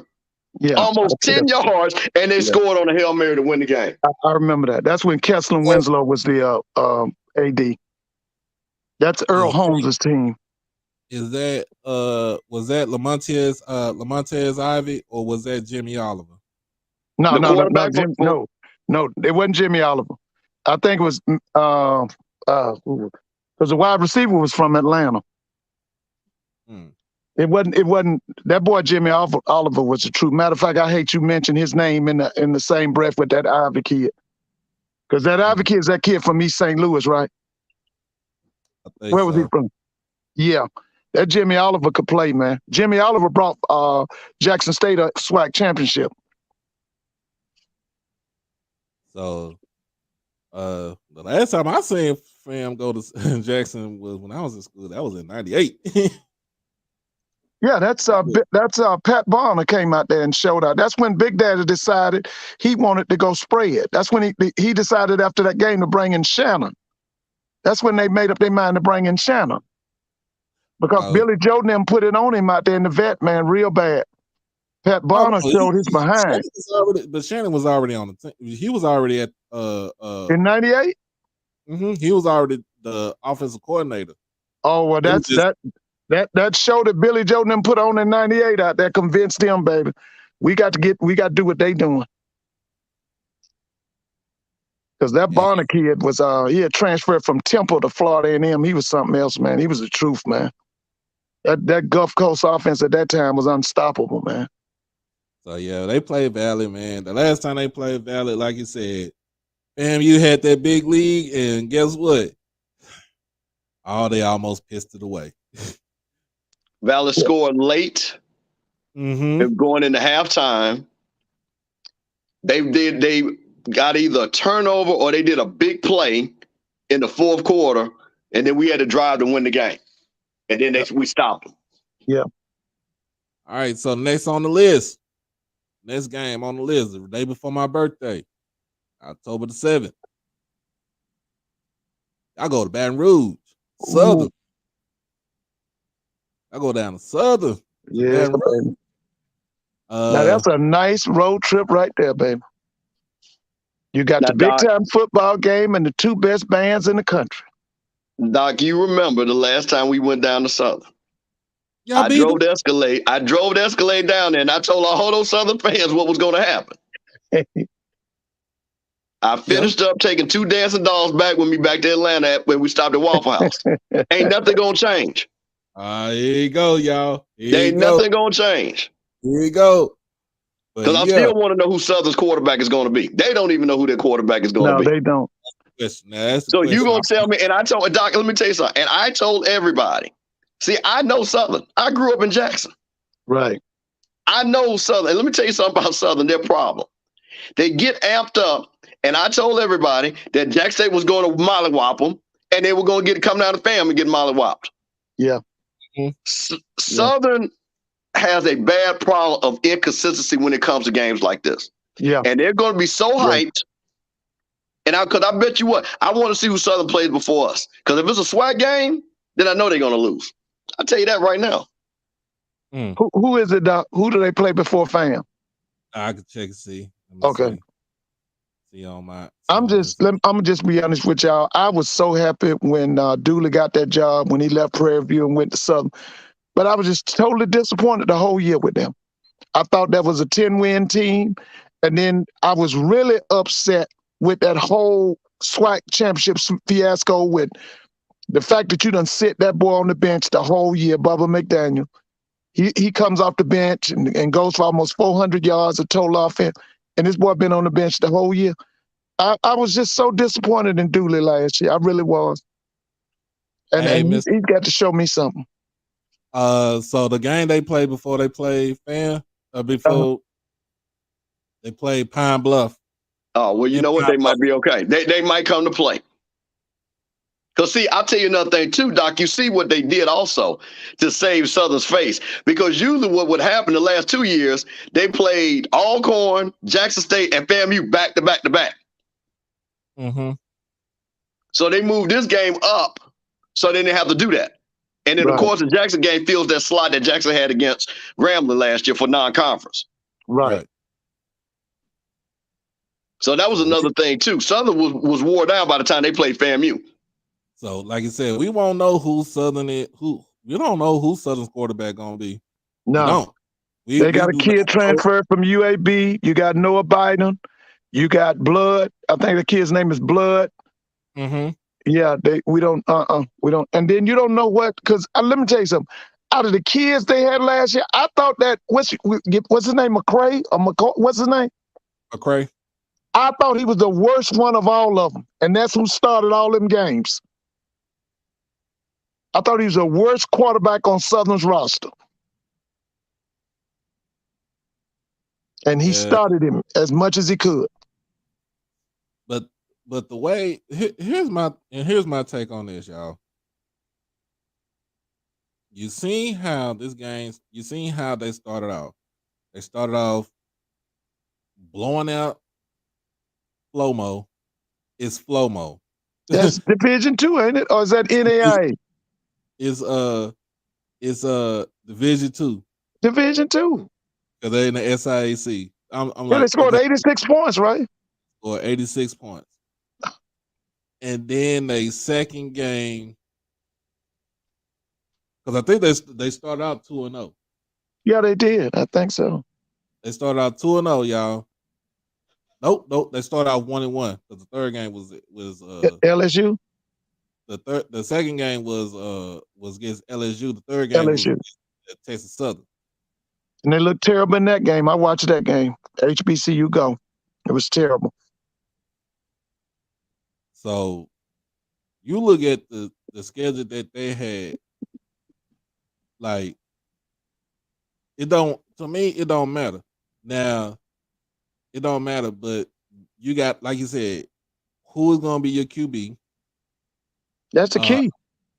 That is it. Because I think Dooley returns pretty much almost most people. They loaded. Listen, last year Dooley could have played 25 people on the defense, and there wouldn't have been no drop off. He had the second best personnel in the SWAC last year. And then the defense, you only lose like a couple on defense. Yeah. And whoever he lost, they're gonna be replaced. Dooley's issue is always his quarterback. Now, one thing, if he gets a Division 1 or a Power 5 kid, they gonna roll. I'm telling you. So I'm looking at this right here. I'm looking at the box score on my phone. It really didn't. The game really didn't do justice, because I say this, Mr. Campbell, Musa could have had probably about 400 yards against Southern's defense if he wanted to. If they wanted to, it could have had about 300-400 yards on defense. Xavier probably could have had about 180 yards of receiving. And I don't even care about the running, because your running backs was not that great. But the game could have been more of a blowout than it being 30-16. But one thing about Willie now, Willie's gonna always maintain balance. He's gonna always have balance. And what I mean by balance, he's gonna hit you with the pass, he's gonna hit you with the run. He ain't gonna neglect the run to throw the ball all over the place like Billy Joe did. Now, Billy Joe was one of them kind, they gonna throw for 400 and 500 yards. Willie's not that kind. Now, Willie wants them exciting wide receiver. Willie wants balance. That's always been his MO. He wants balance. He wants to, 200 yards rushing, 200 yards passing. That's Willie. All right. So next on the list, you got an off week. You got a bye week coming on the 14th of October the 21st. You go down to Houston, play Texas Southern. That's gonna be a big crowd down there. They got a lot of people down there in Houston. They got a lot of people in Houston. And I tried to look up, and I didn't have time, but I wanted to see actually when was the last time we played Texas Southern in Houston, because it's been a long time. Yeah, it's been a long time. It's been a long time. And once again, FAMU being a national school, we got a big alumni base down in Houston. Yes, that's gonna be a big crowd. So what I'm curious about, Doc, for my band heads, I'm curious if we're going to bring the band to Houston. Yes, that would help it out, man. Please. I say say bring it down there, but just because I want to see the Ocean, I want to see the March 100 go at it. Oh, they're gonna go at it. They're gonna go at it. I'm telling you. I watched the Ocean last year. Now They're gonna go at it. This is the other thing that we was talking about, the consistency of having a proven QB. Now Texas Southern's going to bring back Andrew Body. He's the only other. I think he's probably one of the only other starters, schools that have a starter that started from the beginning to end. So I actually want to see this. I actually want to see this quarterback duel right here with Andrew Body and Jeremy Musa. So what do you think? What do y'all think? Mr. Cam, what do you think as far as with this game goes? How do you feel this game is going to go down there in Houston? Well, here's the thing, and you know what I like? This is a good game that should be on HBCU Go. This will be a great HBCU Go game. And it needs to be at night. It needs to be, make sure it's at night. It needs to be an HBCU Go game at night. Andrew Body, like I say, they got the transfer from Jackson State. They signed 2 other wide receivers. Got a couple of transfers. They got a very young team. All those guys that came in with Andrew, they're all going to be juniors. Yeah. Mm-hmm. That's going to be an improved team. And you got to understand something. This team, was about 21 points from not playing in the SWAC championship? Yeah. Yep. They had the game won, and they just fell apart at the end. I watched the game. It was Alabama A&M in the Huntsville. And Andrew got hurt in that game. Yeah, they went the same. Yeah. But I'm gonna say this, man. You're not gonna beat Willie Simmons if your staff is not right, and his staff is not better than Fam's staff. Texas Southern staff is not better than Fam's staff. So I'll always go with Willie on that. I'll go with Willie. So go with Willie. So yeah, Prairie View comes down to Bragg. That's gonna be a biggie. Homecoming. Yeah. What you think about what you say about that, Mr. Campbell? Now, Doc, you remember when another team from the West came down and the legend of Thick 36 was born. That was We're going to have Thick 36, Thick 22, Thick 24. We're not losing a homecoming. We're not losing a homecoming. The tickets are already sold out. The hotels are already sold out. And the fact that, you know, what I do like, though, and I kind of hate it, just to kind of get off the subject, this is why I kind of hated that Ed Reed was not going to be a Bethune, because a lot of people don't know that Prairie View's coach was Bubba McDowell was outstanding safety at Miami. Yeah. And the fact that him and Ed played the same position, I think they were on the schedule to play each other. I think that game was going to be at Bethune. That would have been a big thing for Bethune-Cookman. So I do see Bubba telling these guys because I'll tell you, I'll give you a quick story. Bubba McDowell could tell those guys the last time he was in Tallahassee. This was the game for all you youngsters way before your time, the Michael Irvin game against Deion Sanders. Florida State was up by 17, and Michael Irvin, Miami ran them down. Bubba McDowell made a hit in that game that caused a fumble, and Michael Irvin made a hell of a play on Deion on ABC, 3:30 game. Wasn't that so Cleveland Bubba could tell Gary them boy that he's been to Tallahassee and won. Yeah. Wasn't that Cleveland Gary? Wasn't they in that game too? That would have been, no, that was 88. This was 87. Okay. This was the 87 national championship team with Steve Walsh and those guys. This when Florida State missed the field goal? Yes. Okay. Because they missed about 3 or 4 field goals over the years. Well, no. The Wild Right game was in 90. No, in 91. Okay. No. This was just Florida State, Miami, 30, 40 players that went to the pros. Yeah, that's how it used to be. So Bubba McDowell can go in there and say he doesn't know how to win in Tallahassee. Right. So I don't think they're going to be scared. I don't think they're going to be scared to come in Tallahassee. But I'm just telling you again, there's something about having that home field advantage that FAMU is not built. Yeah. That is a real thing down there now. Yes, it is. Now, I will say this, though.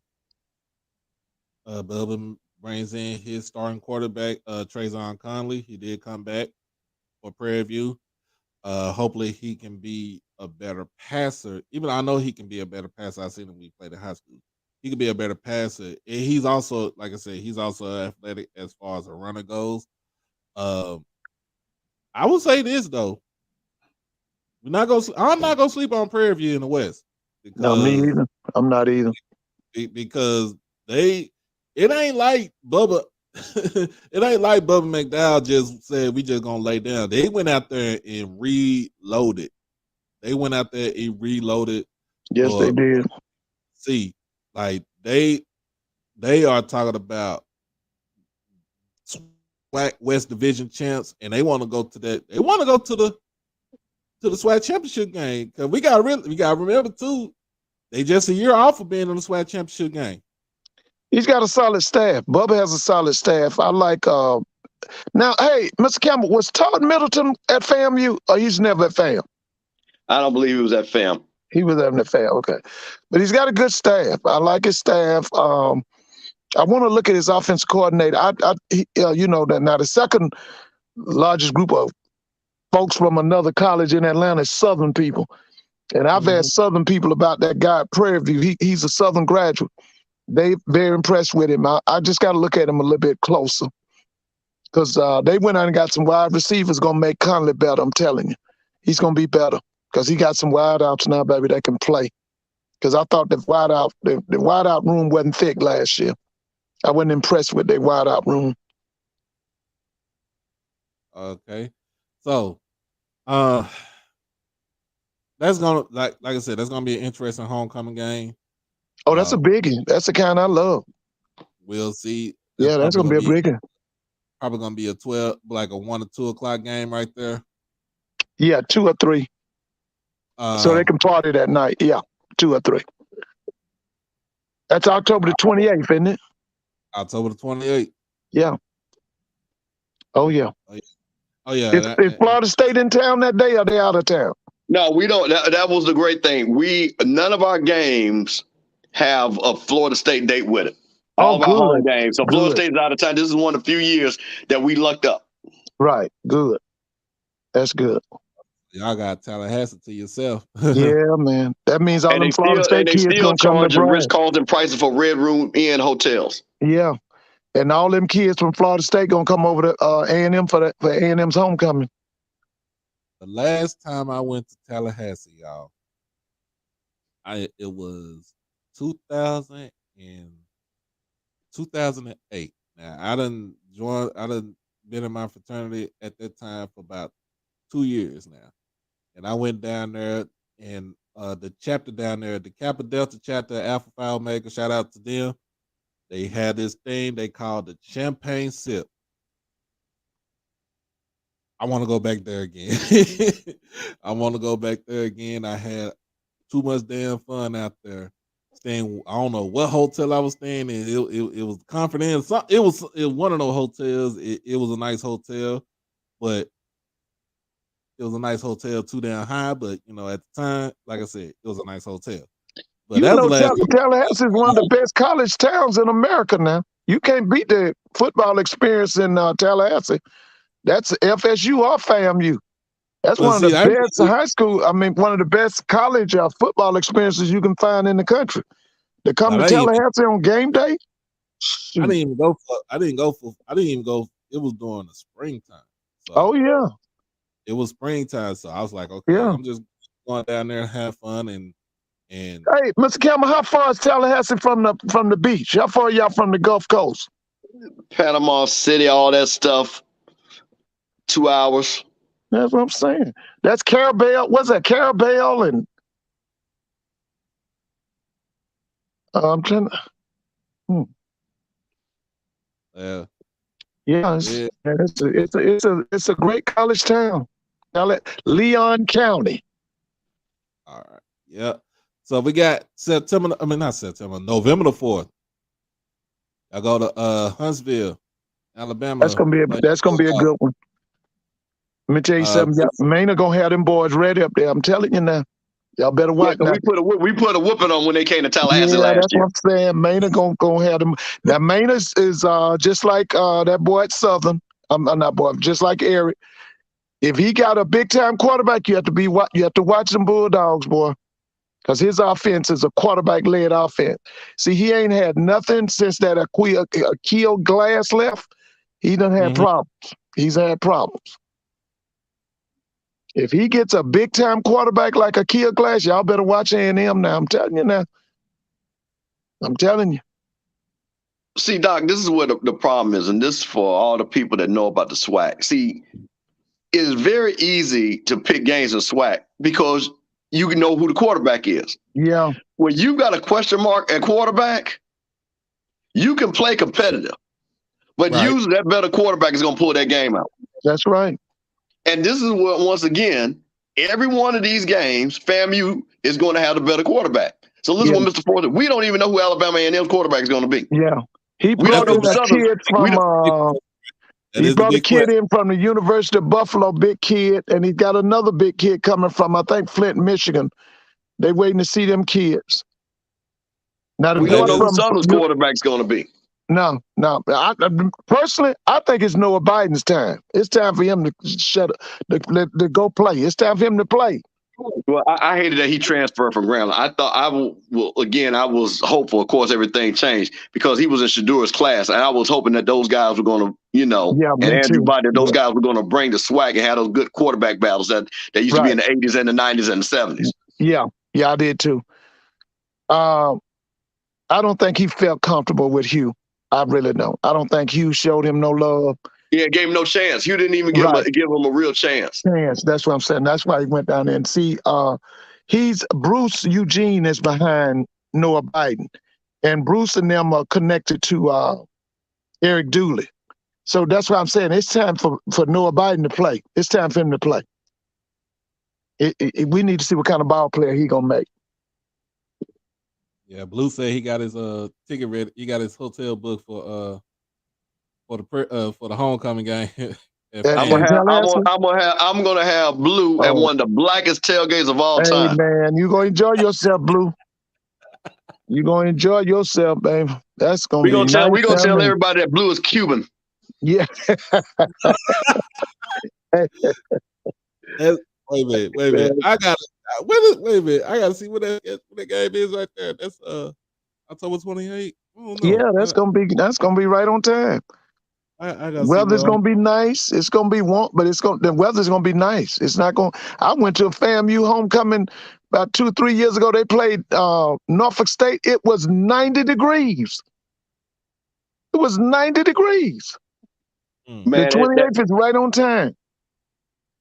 It was funny. It was cold last year. That was the first time I think in 15 years it was actually cold on homecoming. And who did you play? We played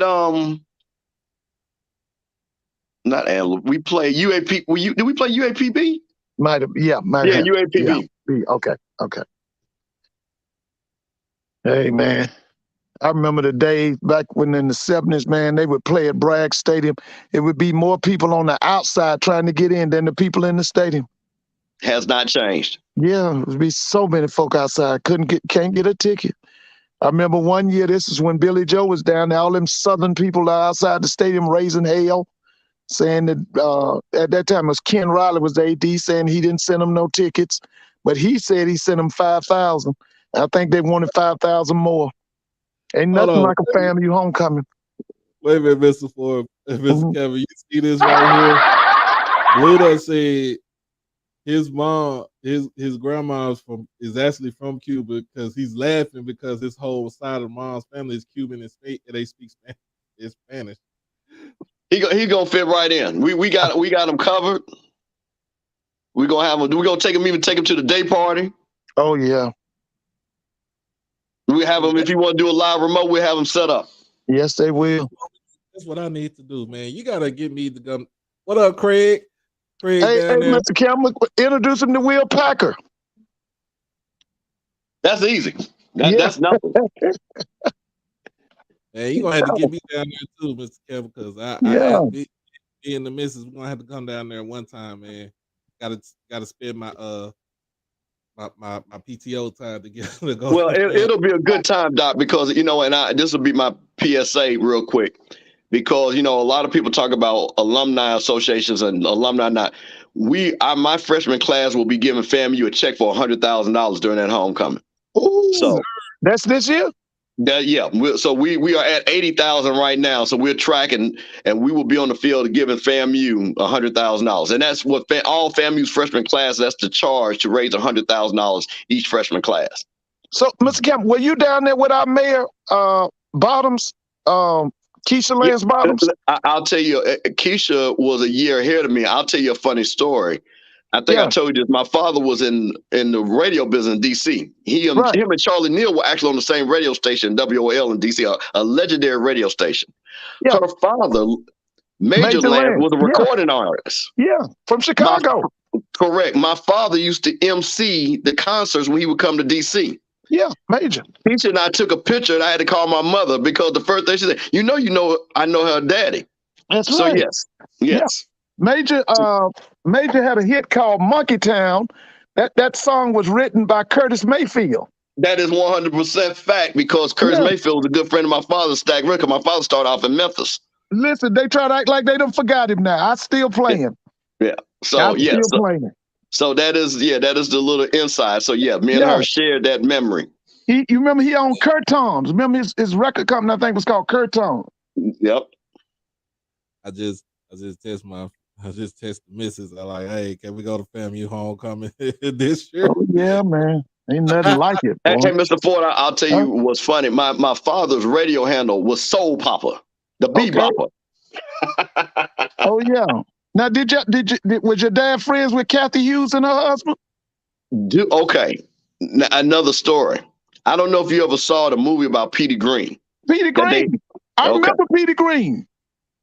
Talk to me. They had a movie a couple, maybe about 10 years ago now. Don Cheadle. Correct. My father was at that radio station. Kathy Hughes was the receptionist at the time. Right. She was dating Dewey at this time. Right. Dewey was the program director. So when you saw the guy, and there was a part when they mentioned my father, because he said we got Sonny Jim and Soul Papa and Nighthawk, which the character that Cedric the Entertainer played was my father's best friend. He did the overnight. Nighthawk did the overnight. Right. So yes, I've known Kathy and Dewey Hughes since I was a baby. Now Kathy went to high school at Pineywood, right? Down in Mississippi, didn't she? I think I remember my mother telling me that, because when she met my mother, who is from Jackson, and I think she knew about where Mississippi was. So I think that is a true story. Don't quote me on that. They controlled the radio station at Howard University. It was WHUR. Yep. What they call the Quiet Storm. They were the ones who started that. She started the Quiet Storm. That is correct. Yeah, Quiet Storm. So so I'm very familiar with them. Oh yeah. How about the history up in here now? Man, we got, let's see, what's the last game? Okay, now look, we about to get on this game right here. November the 11th. Y'all playing Lincoln, California, Oaklanders. So if y'all know, most people don't know. Lincoln University, this one is in California. It's in not Oakland. the HBCU. Not the HBCU. It's two of them. Don't forget, it's two Lincolns now. HBCU. So I don't think this is Lincoln University, but I think this is a Lincoln. This is Lincoln University in California. Right. Yeah, Lincoln University. Oakland. Because we got one Lincoln in Missouri, and then we got a Lincoln in Pennsylvania. That's right. The one in Pennsylvania is the second oldest HBCU. Cheney State is the oldest. Because the one in Pennsylvania was started before slavery ended. All right. So now this college was founded in 1919. It's only got a little bit over 500 students there. It's pretty much downtown. It's in downtown Oakland, y'all. And I'll tell you this because I actually lived in Oakland for a minute. Stayed out there probably like 4 years when I was about to be a teenager. But it's not a big school. So basically, they started up a football team like a couple years ago. As you seen that they did play Texas Southern Yeah, last season, so they right. will play again this season. It's more. I don't. It's more about the money. It's more to try to get them to, you know what I'm saying, trying to help them out and get them the money so they can actually do what they can do. But Doc, this is well. Let's keep it real. This keep it is a a buck. money game for FAMU. Yeah, Period. That, like I say, you can replace that name with anybody else. And this is again, like I'm telling you, the FAMU strategy. The FAMU strategy is not about playoffs. it ain't They did not now. make this. They did not make this schedule thinking about playoffs. Right. So for people to get all, like I say, and what tickles me is like 99% of people don't care about FAMU one way or another about who we play. Other than this game, this is the first time I've heard people ever look at FAMU schedules to this point. But I'm letting you guys know, because I tell you what, Doc, this wouldn't have been an issue. If you would have replaced West Florida with South Carolina State, nobody would even be talking about this game right now. Right. About it. Yeah, that's true. Nobody would even be That's talking true. about this game. So that's why I know it's Right. fake outrage. Yeah. But now, And Mr. Campbell, when I was growing up, everybody they was always looking to see who was coming to Tallahassee. Now, Well, no. I have to. I'm talking about I'm talking about the social media world we living in now. Okay. But For I'm just talking about people the real just for clicks. fans. Oh, FAMU. Oh Oh my yeah, God. Who are they playing? And I'm gonna tell you this again. If FAMU is sitting in Atlanta, trust me, 99% of the alumni base is going to be happy. that's right. That's true. You're right. You're right. Man, but yeah, so Blue done gave me an idea. He said next show I'm gonna see if Mr. Ford don't know anybody. 6 degrees of separation with Mr. Ford is the next show. What's that? Like said Kevin this- Bacon. Uh-uh. We're going to said do the 6 degrees of separation like Kevin Bacon. Yeah, so man, look, if it's a money game for fam, I understand that because you got to get your money. You only have what four home games because, like you said, you minus out the Florida Classic, and then this will be the last season that we have the Orange Blossom Classic. So it'll pretty much basically this will go back to a home and home. Hopefully they don't come out unless they do the Florida Classic with another Florida team and or bring somebody else up in there. Yeah, they're gonna bring some. They probably gonna bring some attract. Don't be surprised if Southern comes next. They're gonna bring somebody that's can bring a crowd. You talking about for the OBC next year? Yeah. Yeah, I heard that Southern is potentially one of the teams. Howard is potentially one of the teams. But see, the problem is once again. Well, see, this is the good thing about Southern being our permanent cross match game. Mm-hmm. You have the flexibility with the schedule. Now, if Southern was not permanent cross match game, then that would be an issue. Right. So they want to go home. They want the home and home. Miss Campbell, you know the story about the boombox and FAM, right? Which one? Well, this particular story was that the president of Southern University was brought down to FAMU during the 40s, and he saw the 100. And when they went back to Baton Rouge, he told them he wanted a band like the 100. And he told them he wanted at least 100 horns. That's the beginning of the boombox, because the president saw the 100. That was in the 40s. I was talking about for the jukebox. Yeah, the jukebox. Yeah.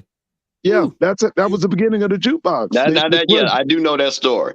Yeah. And also, what was crazy about Southern at one time, they had no women, and they were all brass. Well, wasn't that the same thing with FAM? FAM had no women at one time, didn't it? Yeah. Yeah, I remember. It was I think they probably had a couple of women that joined the band, but it was like in the 90s. The last time they had it like that. Well, all you see was big milk dud heads in the stand because the whole band done shaved their head, probably for Hell Week. Yeah. The first girl that made FAMU, that was all over Jet magazine. That was what, in the 70s or 80s, wasn't it? Yep. With the 70s. I remember that was a big thing, that a girl had made the 100. Hey Doc, let me address something, because I love the comments and stuff. And I see my buddy Avis, he from Vicksburg, Mississippi. You know, I guess he got away from the casino table to join us in this chat. So it's always good to see Avis from Vicksburg, Mississippi. Good folks down there off I-20. Oh yeah. But Wayne Morgan said the outrage because FAMU fans make let's clear the air about that. Because what it was, when we saw Delaware, and again, me and Blue talked about this, that half their wins were HBCUs, and they got in with the record, and we didn't. But FAMU didn't deserve it. And most smart FAMU fans know we didn't deserve to make the playoffs yet. We weren't consistent enough. So we accept that. So that's fine. But what is Willie supposed to say? Oh, I'm not disappointed that we didn't make the playoffs. I mean, come on, man. Let's stop. Stop the cap. So of course he's gonna come out there and say it. But everybody from FAMU knew that we weren't playoff ready. But I tell you what, everybody from FAMU knows this year is that they want to beat Jack State and be in the Celebration Bowl. Ain't nobody talking about no playoffs. That I can tell you that for 100% fact. So I just wanted to address that. I mean, so I get the comment, but I want to make that clear. And so, well, as y'all see, and then the last game of the season, the Florida Classic, and that's another classic I actually want to go to right there too. I never been to a Florida Classic. Oh man, it's Bethune-Cookman, y'all. So I don't know how Bethune is gonna. I don't know what their team is gonna look like. I don't know. That's gonna be a blowout, Doc. That's gonna be a blowout. We don't know what the coaching staff is gonna look like because we won't know anything until. I can tell Doc. I can tell you this: once Bethune becomes a threat, that game will go to 75,000. Well, I take that back because the stadium only holds 69. As long as Bethune is in that situation they in where they win in 1 and 2 games, that crowd will stay at 55,000. But if Bethune-Cookman becomes a challenger, that game will be sold out. Doc, here's the thing. Let me tell you what's so crazy about Bethune. First of all the stuff that was going on Bethune, this ain't nothing new. It's just been exposed. Okay. Yeah. But let me tell you what's so crazy about Bethune. Before Bethune had joined the SWAC, they had a 15-game winning streak against the SWAC. Yeah, that's right. They were the only team that actually beat Grambling. That was HBCU in their 2-year run. Yeah. So the thing about it with Bethune, which is so crazy, because of the state of Florida, they ain't that far away from getting a couple of players. Yeah. That's what's so crazy. That team, they have always done it with shoestring and duct tape. Yeah, that's them. The problem with what has happened with now is, which is unfortunate, is because the administration, and they did it again. So you had Ed Reed announce that he was the coach. Right. And then there was no formal announcement. You had this guy, Woody, do the exact same thing. Then they made him take it down. Right. Then the president comes over and says, yeah, we got a guy. See, that lets you know just that we can't even announce a coach correctly.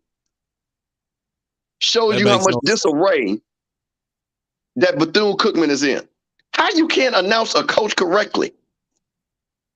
That is a big deal. One of the best things, and I give Jackson State credit. Jackson State has done this better than anybody that I've seen. And I'm talking about even on all levels. When they announced Dion and when they announced TC Taylor. Yeah. Because the two things that they did with those announcements, they energized their fan base and they raised money. Right. You think Bethune-Cookman gonna raise any money when they do this press conference with Woody? They got too much heat on them though. Thank you. So think about what they're losing right there. Because you could have used this coach to galvanize everybody. To say, hey, we know we went through the storm, but Bethune-Cookman always marches on. So that is the thing, how disappointing this is as somebody who had a kid go down to Bethune-Cookman, who respects the mission of Bethune-Cookman. Oh, yeah. Mm-hmm. Mary McLeod Bethune, who knows what her name was. Right. This woman was a Black woman that was an advisor to presidents. There you go. So when we sit back and don't understand the greatness of what this school is supposed to be and what it does, Right. And then for them to once again botch this, it's disappointing, man. It is disappointing. And like I said, you can't, like I say, the one thing about this, and my mother always said, whenever you have somebody in term, they won't be there for the term. You got to get a permanent president in there. Because he don't have no skin in the game, man. He could be replaced tomorrow. But his, Mr. Cameron's Foy, I always say this. I'm gonna say that I've been saying about this about Bethune-Cookman. You had 3 interim presidents within the last 6-7 years, right? Correct. So you have no stability as president, at the leadership as president, y'all. But you got the stability of leadership with that board of trustees and that chairman of the board. Because like I'm gonna keep saying this, as long as Belvin Perry Jr. stays on as the chairman of the board, don't nobody have a voice. He's really your de facto president. If you really think about it, you get what I'm saying? Like, you really think about it, he is your de facto president. It's like, so I tell you just like this. My major was history, y'all. I switched and so it when was mine. That's me. I switched it to history when I was a mass comm major at Jackson State. So Yeah. I left to go to Stephen F. Fawcett. I switched it to history. Now, when I came back to Jackson State, I stayed at history. Now, when you got somebody in leadership like that, that is what we call a dictator. That is what we call an authoritarian. Well, that's what you call, say what? Fascism. That's what you see right there at Bethune-Cookman. You see an authoritarian dictator at the top. Because long as they keep bringing in presidents and putting the interim top on that, and you still have to, you as the interim president still have to report to the board of trustees and the chairman of the board. That's it. That's all it is. Until you get somebody to kind of like overthrow said chairman of the board, you're gonna keep running to the same problems, same situations. And that's the way I look at Bethune-Cookman's situation when it comes down to history. It's like, okay, Fidel Castro was the de facto president of Cuba. Yeah, lasted 10 United States presidents. Right. Nobody didn't know how to get this man out of office. He ain't know how to get him out of power. The Bay of Pigs was an attempt, but it failed.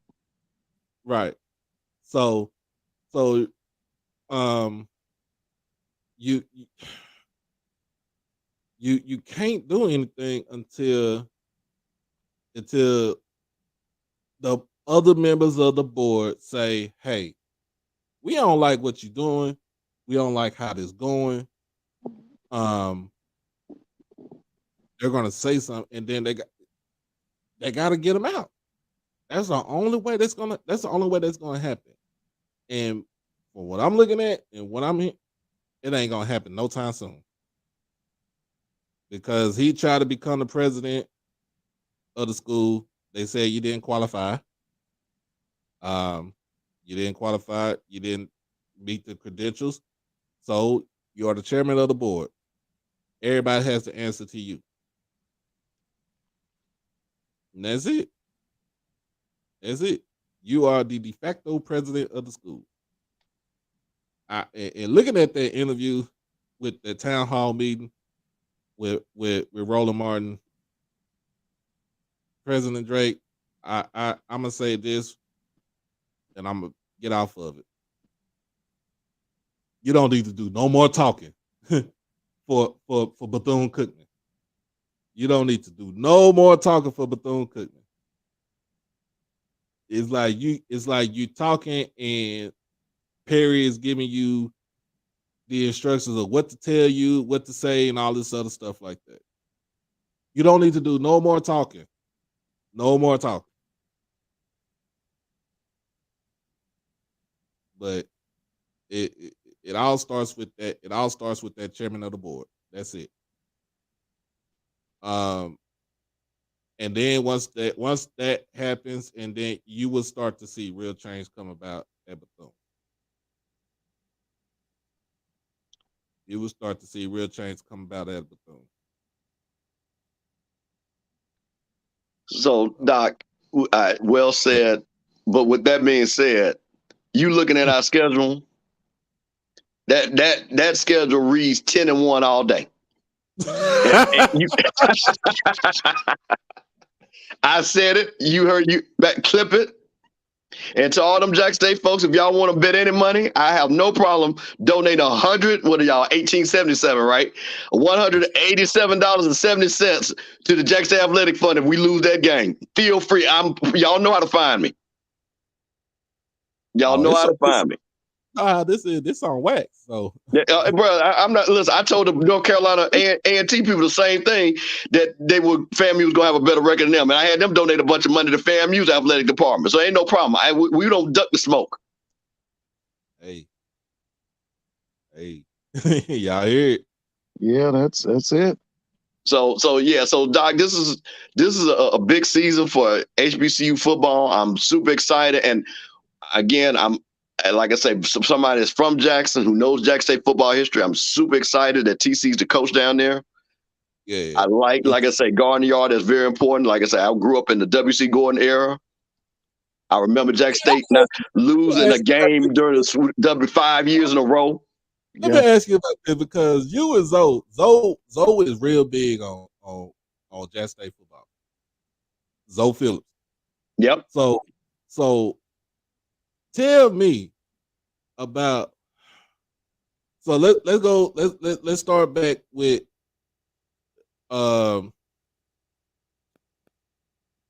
Robert Hill, then jumps to W.C. Gordon, then it shifts over to Big Daddy Carson. Tell me about those three coaches right there, man. And Doc, you got to start with Big John Merritt. Oh yeah, Big John Merritt, because who then left to Tennessee State and create a powerhouse up there. Yeah, right.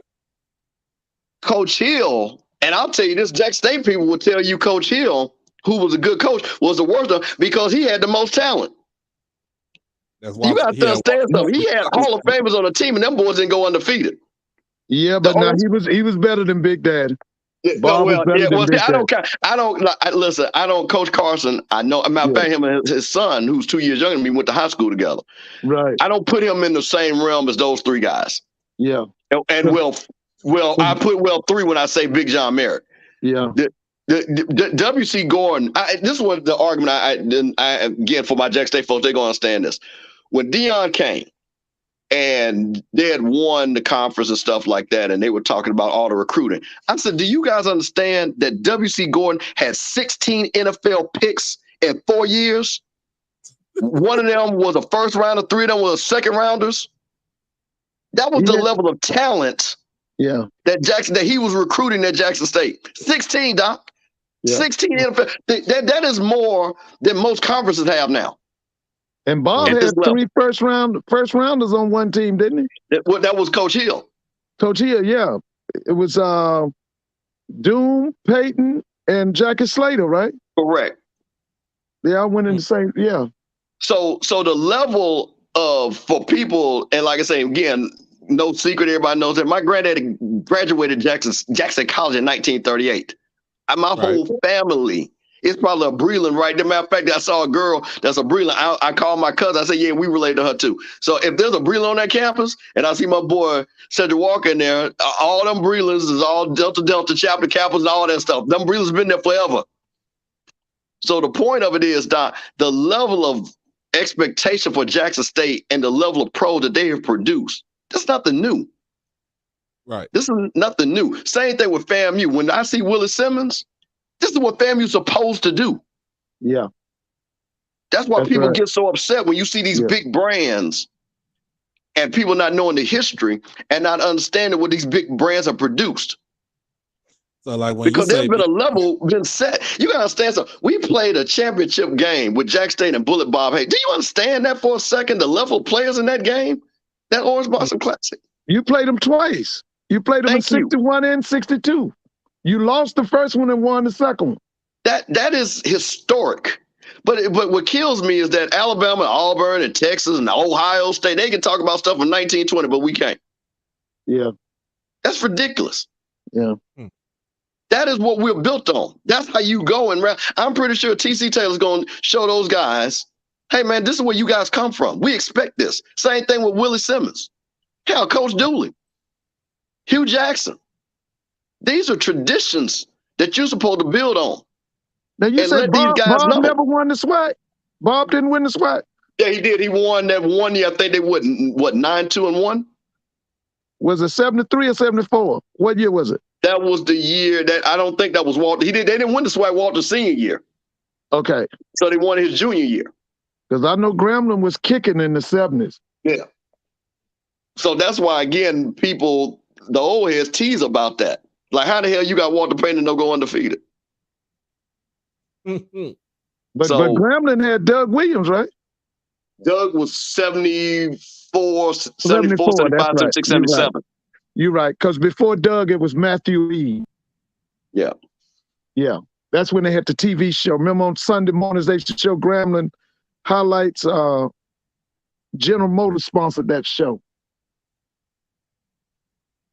So so when you're talking about that, so now I get excited when I see the level of players that we're getting and building and things like that. So no, I don't want to see our teams when they're not ready. But I will tell you this: if we keep recruiting the way we're recruiting, I want them to go play South Dakota and North Dakota and have home and homes and things like that.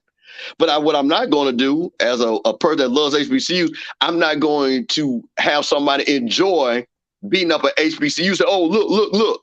No, that's not what that's all about. You're not going to embarrass me when I know I ain't ready. Yeah. Right. And so that's where you have a lot of people that are not fans that want to see the downfall of HBCU sports. They want us to act like it's equal when it's not. And I'll get off on one thing, Doc. I'll give you a show back on this. Because I saw something that was very interesting. That Mississippi State can get money to buy land and stuff like that. Jack State can't even get money to get dorms. Oh yeah, I'm gonna talk about that too. I think I'll probably that lets you know. Show on that right there. We all gonna talk about that. So you're gonna tell me and complain about things and talk about our schools when I'll tell you what, Doc, I have a friend of mine, her son plays at the University of Texas, right? Mm-hmm. And we get into big arguments and stuff like that because she was talking, oh, wow, whatever. And I said, I tell you what, you give Jackson State, FAMU, North Carolina Southern that $1 billion that we owe and see what kind of weight room we'd have. Right. Woo.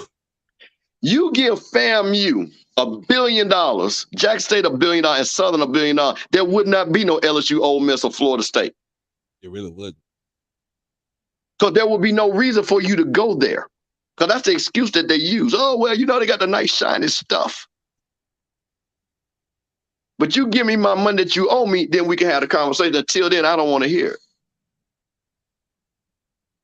Because you owe me $1 billion. Understand that, Doc? That's $1 billion with interest on it. Think about that for a second. You owe me $1 billion plus interest. Because if you would have gave me my money when you were supposed to give it to me, look at what it would have done. That's true. So that's when it always kills me when I hear people, oh, Jack State should have played such and such. FAMU should have played such and such. Play Kennesaw State. Yeah, okay. Kennesaw State is really got 40,000 students. That's we got right. 9. They got more than the University of Georgia. But you think it's going to be equal. Oh, you guys should play them. Yeah, okay. FAMU going to play West Florida, and we going to play Lincoln and make these books balance. That's what we're going to do. And we're going to fight hard and play. So that's the thing, man. When you see these things and people that should love HBCUs and what their mission is and the sports and the bands and all that, you can't separate any of that. So I'm a person that loves all of that. I'm going to support it. All my kids went there. Everybody in my family went to HBCU. So that's the reason why I'm so adamant about that. And I'm going to defend it no matter what channel I go on. And I'm going to let them know because I know people don't know what they're talking about. Like I tell anybody want to talk about HBCU sports, money, let me know where to show up. That's why I came on here, because again, the thing about it, when people were talking about the schedule, I knew what was going on. It wasn't that FAMU wanted to play West Florida and Lincoln. We had to play them. We needed those home games. That's not what FAMU's about. That's not their DNA. That does playing West Florida does, like Mr. Ford said. What does that do for us? 16,000 people that'll show up when we could play South Carolina State or somebody else, where we can actually make more money. Yeah. That game against Lincoln, it might not be 8,000 people at that game. Yeah. But the only reason why we'll make money because it's a home game. Right. So these are the things that, we should be super excited about. And like I say, again, what I like now, Deion is gone. But guess what? Everybody's still talking about SWAC football and HBCU football. Yes, they are. That is awesome. So thank you, Deion, but thank you for all the people that are supporting it, because I love the fact that Jackson State is talking trash to FAMU and Southern and all that. Man, because I'm just telling you something, Doc, and I know this for somebody followed it. This didn't happen 4 years ago. Right. Nobody knew who I couldn't tell you who FAMU signed or Jackson State signed or Southern signed. But I tell you what, everybody knows now. Yeah. Right. And I'm talking about quality kids that all these teams signed. That are going to be players. I looked at Valley, and Valley has some good players that they signed, and we don't really talk about Valley like that, but I see that they signed some good players, and I think that Coach Wade is going to do a good job at Valley. Also with Alonzo Hampton, even though he coming in the game late as a head coach over at Pine Bluff, he got an area that he can actually recruit. It's called Texas. It's called Texas. It's going to Texas.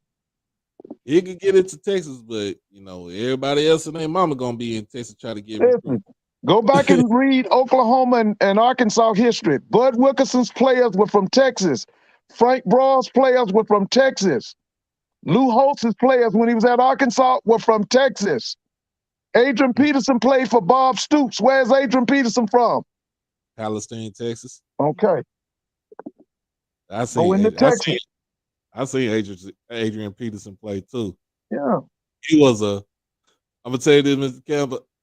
AP was a man amongst boys in high school his senior year. Like, who the hell is this kid right here? He would have been a top 5 pick his freshman year at Oklahoma. Yeah. It was him and Sergio Kendall. Sergio Kendall went to Woodrow Wilson High School in Dallas. He played running back and linebacker. He could have. If we talking about Sergio, he was 6'3", 245 pounds, and he ran throughout his whole high school years. Yeah, probably about 6,000 yards rushing out his whole high school career.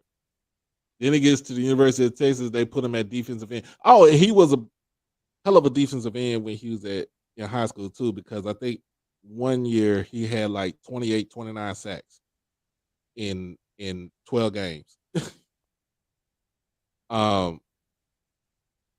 It was funny. It was crazy to see him, and then he go to University of Texas, and they turn him into a linebacker, and the rest is history. But I wish he would have played in the NFL, but unfortunately, he had he fell down the stairs moving the stuff out of his apartment, and he cracked his head, so he had a skull fracture on his from the fall. So like he was in some bad shape, but glad that he is doing he's doing well for himself. So the NFL and the Baltimore Ravens did take care of him when that happened. But those dudes right there, they was like those were anomalies right there that you will never see in high school football. Like you would not see in high school football anymore, other than Derrick Henry. Yeah, those are man-child. But Doc, here's the thing about what recruiting and what all HBCUs have to do a better job of, because we're not using our connections. Because see, let's be clear, especially in Texas. And I think I told you this. Those white high school coaches do not want their kids to go to HBCUs. It was injustice. That is fact. But the problem is what HBCU coaches have got to do a better job is getting indirect access through alumni, through 707s, through churches. Right. We have got to do a better job of making lists of play. And matter of fact, if you got a guy that's a 3-star guy and he's getting recruited from Sam Houston, you got to send that guy a letter. Oh, yeah. You got to send that kid a letter. There's no way I should be seeing FCS schools out recruiting us.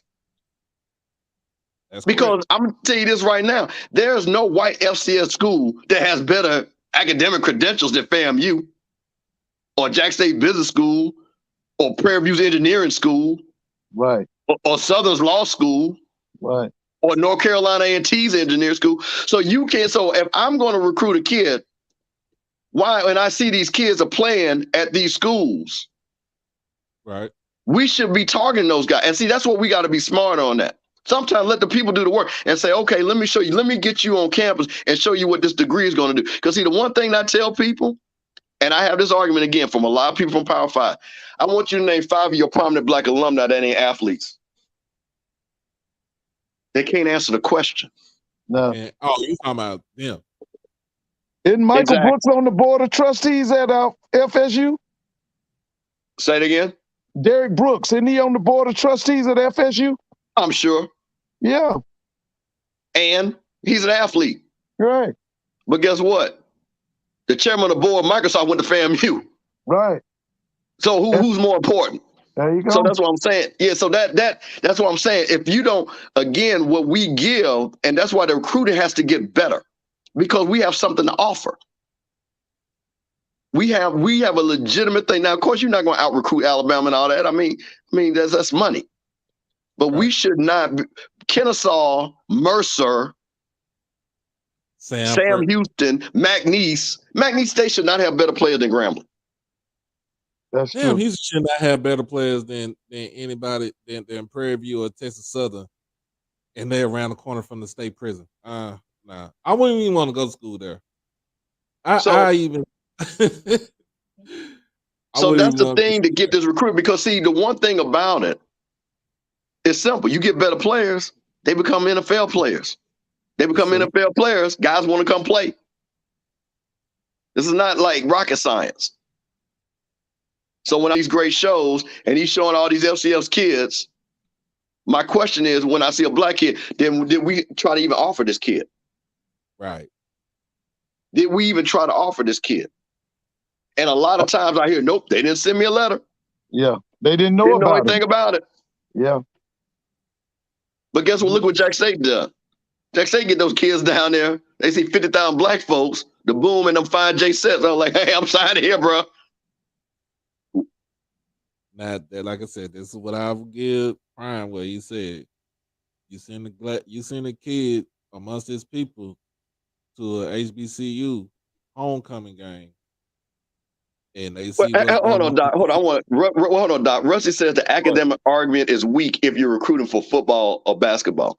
Here's what my answer to that is: less than 1% of these guys are going to the NFL or NBA. Right.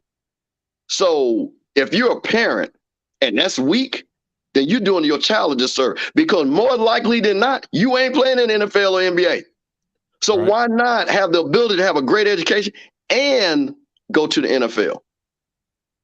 Right. Bishop Bonnet graduated, and now he's working for an architecture firm. That's because he went to FAMU.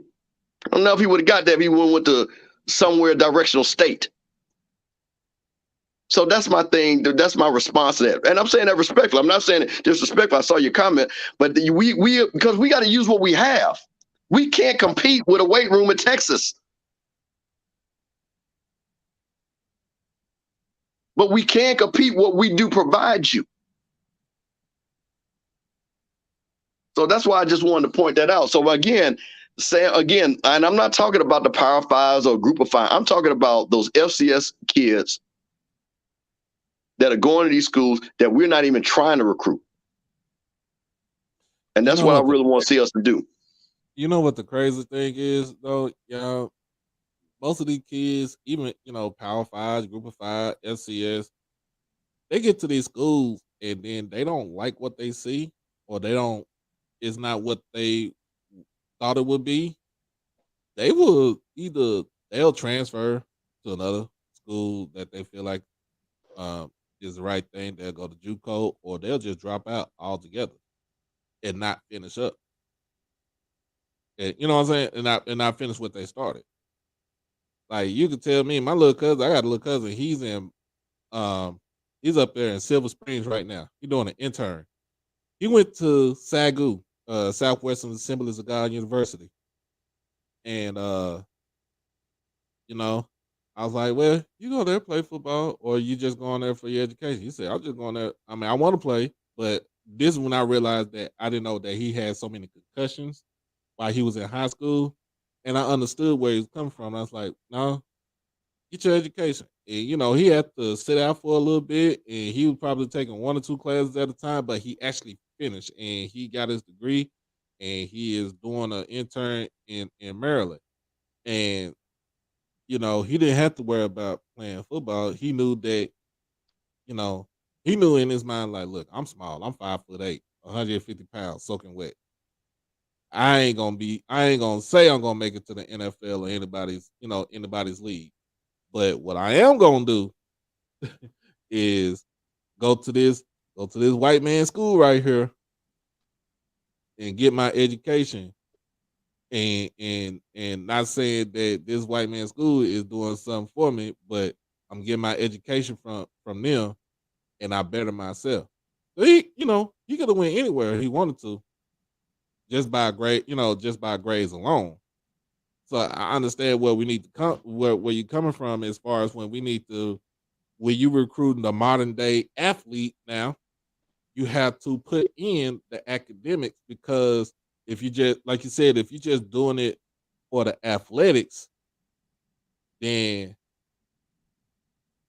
you're not gonna be able to land. You know what I'm saying? You're not gonna be able to land that kid. That kid gonna go somewhere else. Well, He gonna Doc, go let me say something. You just made me think about something. But yeah, and I saw something. Just so even to that point, we should be reaching out with these kids, because you know what? So you got the kid that says he goes off to a Power Five, right? right. And FAMU says, you know what? Let's say a kid goes to Florida, but FAMU Mm-hmm. really recruited this kid, and this kid doesn't work out for you. You know what he said? Man, those guys are FAMU, man. I really like those guys. Let me Right. call the coach. Coach, I want to come to FAMU because we've established a relationship. But you know what though, too, Mr. Campbell, Mr. Ford, Mm-hmm. whenever a kid comes to visit your school, and the only thing, if let's say if you only showing them weight rooms and training tables and all this other stuff with athletics, but you're not showing anything with academics, that's gonna leave a lasting impression on that kid. Be like, nah, that ain't school for me. It's not. So if I like it's with my my son and my other daughter, so they're going to go visit Jackson State. We're going to take them to a school visit, Oh yeah. uh, February 25th, y'all. Okay. So I'm, like I said, I want them to see it from the eyes of somebody else, not from me, because what I see from me when I was at Jackson, that was 20 something years ago. It's totally different now. Right. But but it that tour guide or whoever, the recruiter, the ambassador, if they can engage and show my kids, like, hey, this is right here. What is your major? Oh, we're gonna go. If your major in medical, in biology, medical. Oh, you're gonna be a biology pre med. Okay, let's go over here. Let's go to the Just Science Hall, or let's go over here to the new science building that's on the other side of campus. Let's go over here to um um towards the back. Let's go to the library. Let's show you this. Let's show you that. And if my kids say, "Yep, I think I'll be able to do some good here," you left a lasting impression on my kid. Because that's all they're gonna think is the impression that you leave on them. Most people like, and nowadays, and Mr. Campbell and Mr. Ford, nowadays, the athlete, it's all about, you got NIL deals. Like, I read that story about what school was that? The kid wouldn't talk to them because the NIL money wasn't right for them, but it's like $13 million. I'm looking at them That was like, at the University of Florida. I'm looking at them like, bro, are you stupid? It's not just all about the money. What can you do? What can you do, and what is your purpose when you get on my campus? Other than play football. Because when you play football, first of all, you're gonna be you're the ambassador to the school. First and foremost. Mm-hmm. And then it's all about the academics. So now you got 3 years with us, maybe 4, to go out there and try to get your degree. And if all you thought about was the money part, then right there, when it comes to recruiting, I'll be like, nah, I don't even need you. I don't even need you to step foot on my campus. You can find somebody that you can pimp out, but you're not gonna pimp me. That's how I see it. And we got to think about it now because NIL is something big now.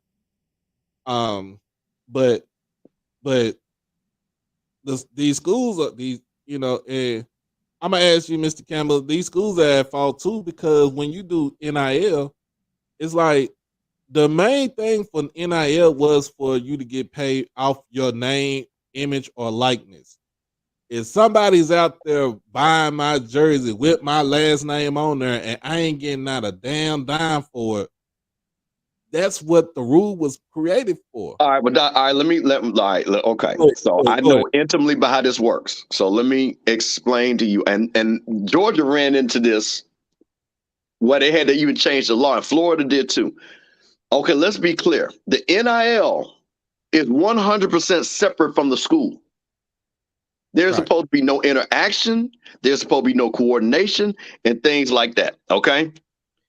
So Jackson State couldn't just go and sell Shadur's jersey and then compensate him. That's against the NCAA rules.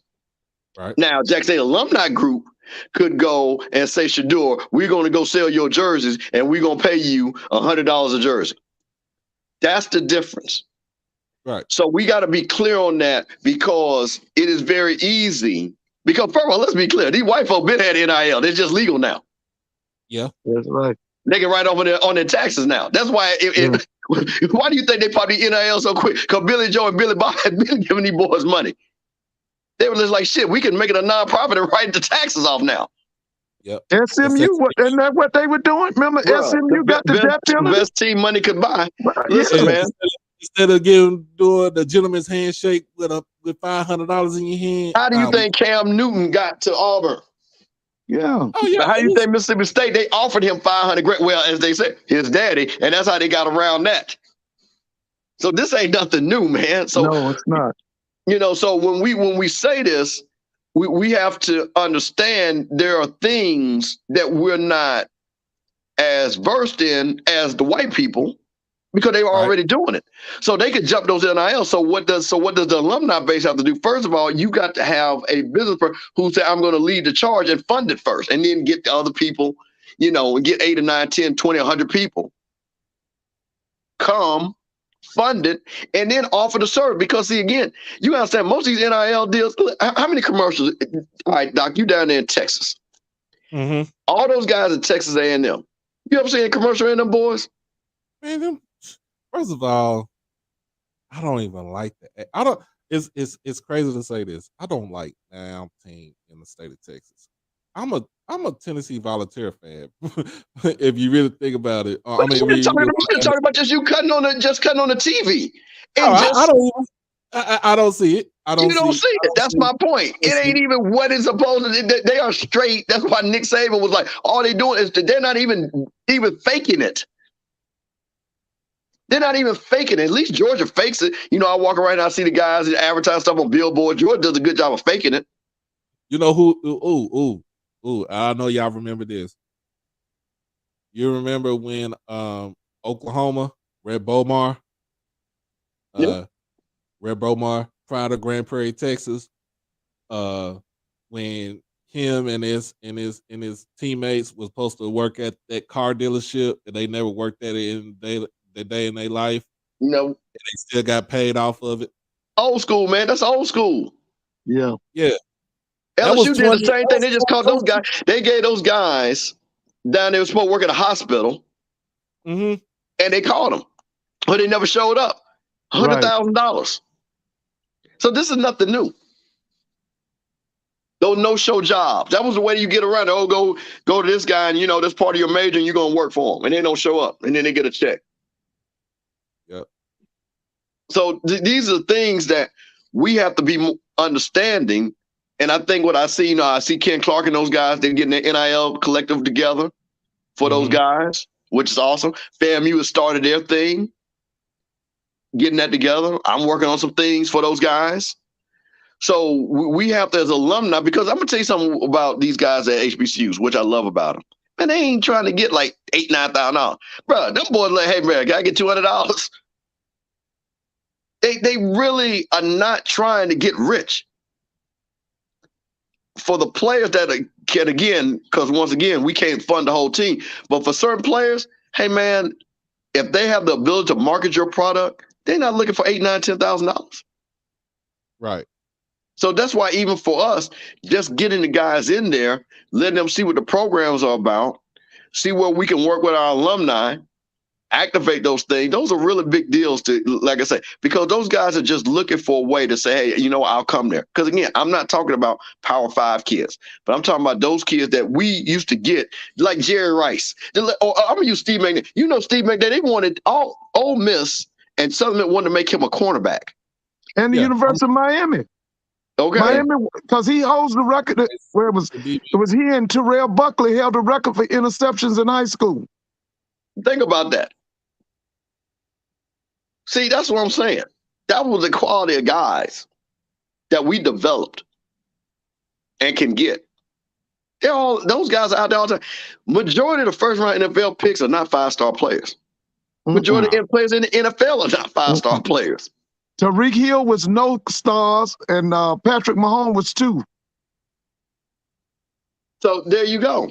So again, the level of players that should be gotten and developed are out there because it's just too many of them, frankly. Right. Jerry Rice only had 1 scholarship offer, right? Correct. So that's what I'm saying. There's a lot of opportunity for all of our HBCUs to go out, get players. But again, we got some work to do because again, all of our universities got to do better with facilities. All of them.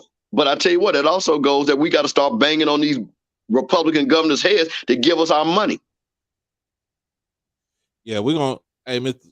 Campbell, Mr. Ford, we're gonna talk about that. I want to actually do I don't know about afternoon show tomorrow, but one of the shows I want to do as far as we talk about the killing of the bills in the Mississippi State Senate that didn't get out of the first, you know what I'm saying, the first round they died, but then you got other bills like for Mississippi State or Southern Miss or Ole Miss that can be pushed through. Yeah, I'm going to talk about that because when I saw that, y'all, I was fairly pissed, but I can't really be upset because I was upset, but I'm looking at it like, oh, well, it's Mississippi politics, and we just, it's not to say lay down and die type thing, but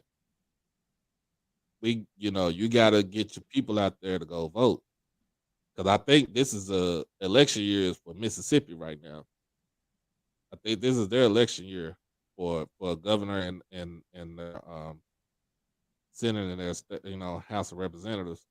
So, Hey, you want to see something different? You want to see something different? You got to beat these people.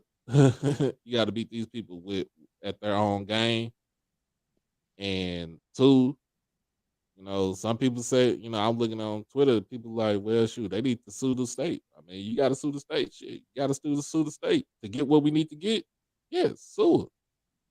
Sue them.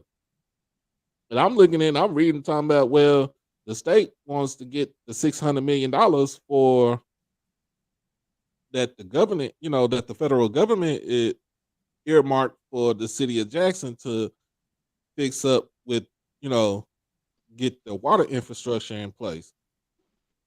And I found out that the state was trying to get a hold of that, and I was like, oh man.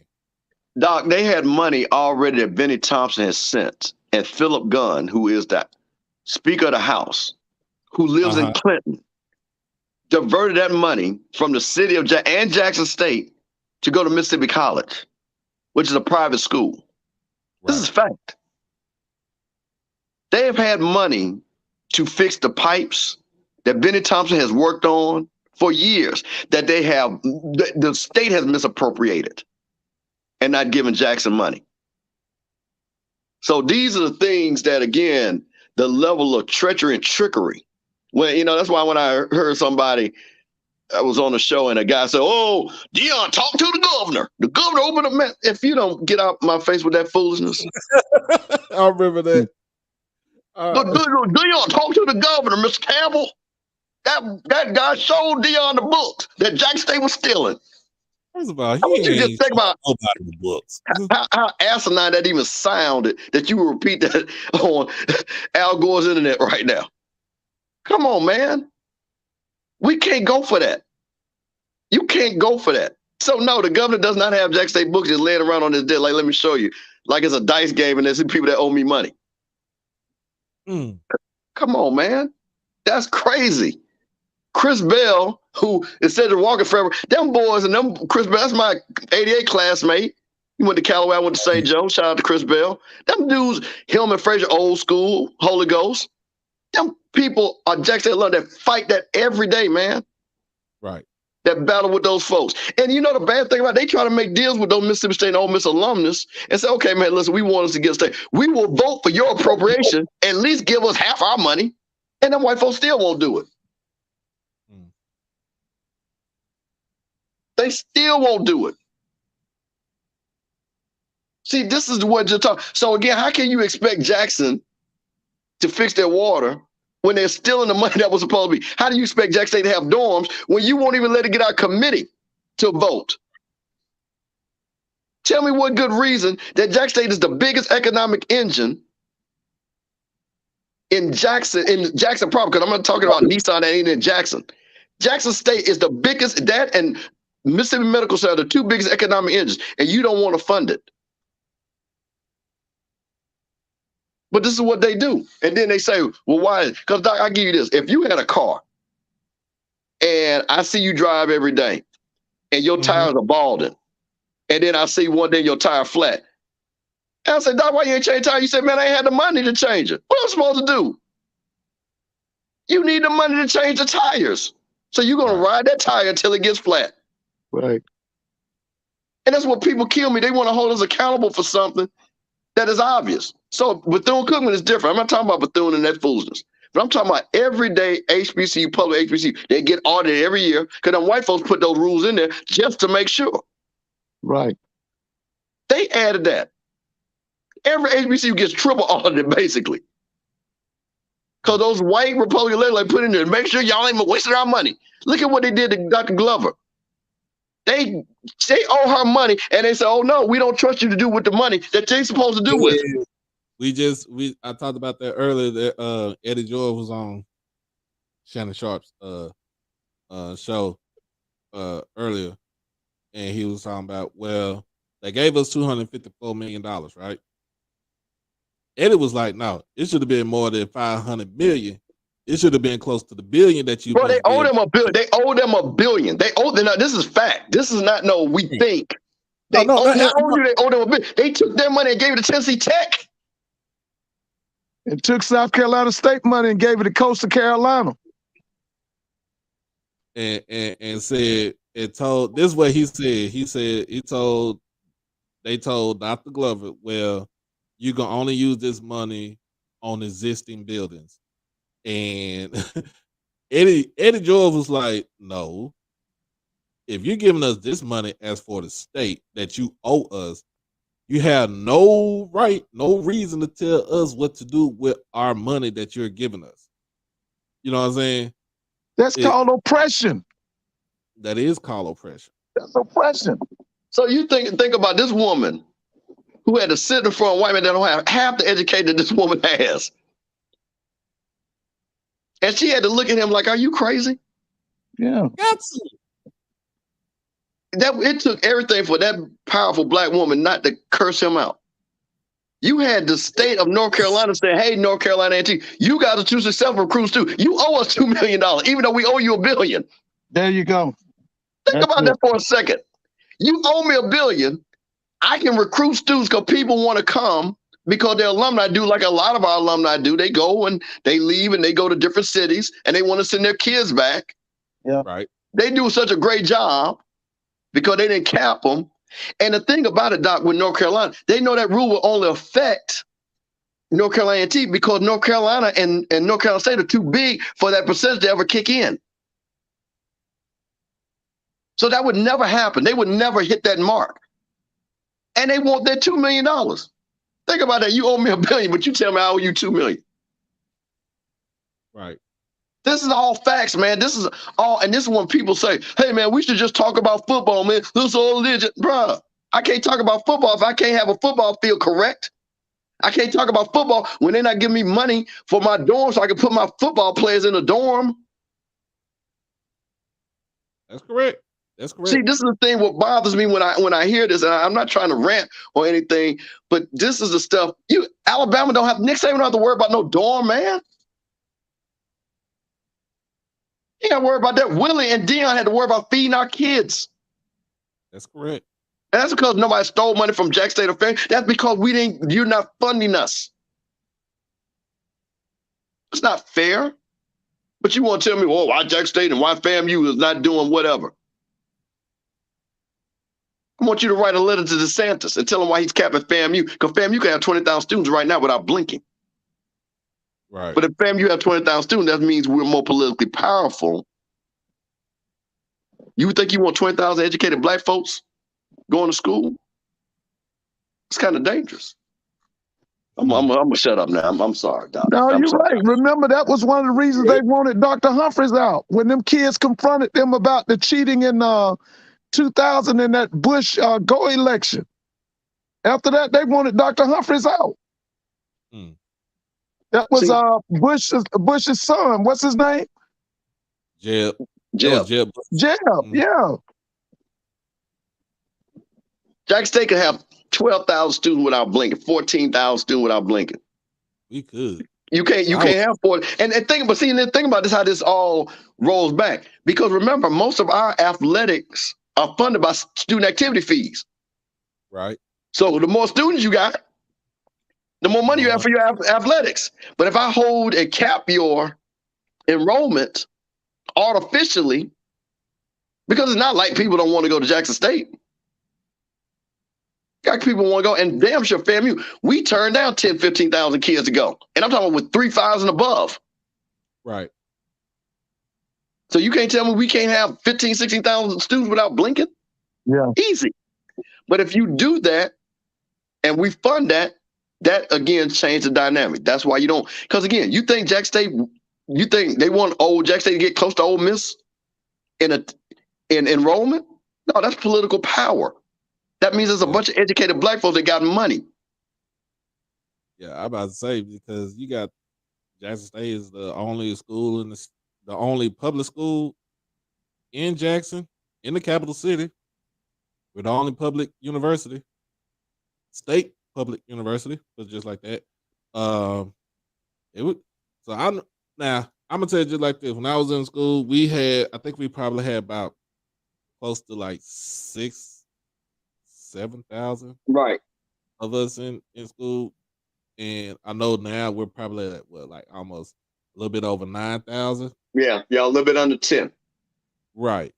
So you give us the money that we supposed to give us so we could build our dorms. We could we could have the infrastructure. We don't have to worry about asking the city or the state to give us, our own water. You know what I'm saying? We have that. We can do that. But you got those jokers up there down there on State Street. They don't want to do a damn thing about it. And you still got people like Brett Favre stealing money and giving it to his alma mater for a volleyball court that his own daughter ain't even go to school there no more. Kind of shit is that? Exactly. And think about now. Let's to your point about football and game day. There are no better game day experiences than Florida A&M and Jackson State. Man. So you've got the crowd participation. You've got an engaged fan base. You've got big name bands, big name football teams with heritage, and we can't even get enough people to fund that. So when I go recruit a guy, I'm short. But if you give me my money and I show him all the other things that we got, right? You can play in Jackson, you can play in front of 50,000 people. And fam, you can play in front of 20,000 people. And fam, you can go to the #1 public HBCU. You can be part of all of this. That's part of our recruiting that hurts us. True. So it all rolls hand in hand. So when you have these incredible game day experience that they're hindering, yep, because they know, again, I tell people this all the time, and all my Jackson folks know this. Jackson State has the best football tradition in the state of Mississippi. It do. Think about that. And it's not even close. By far. It's not even close. Ole Miss and Mississippi State just started winning. They were laughing stock. Matter of fact, I remember there was a guy named Chris Osgood. He was one of the #1 players in the country, #1 quarterback, actually. And anybody black that was good would never go to Ole Miss. Yeah. That was just a no-no. That's why Ole Miss was always losing.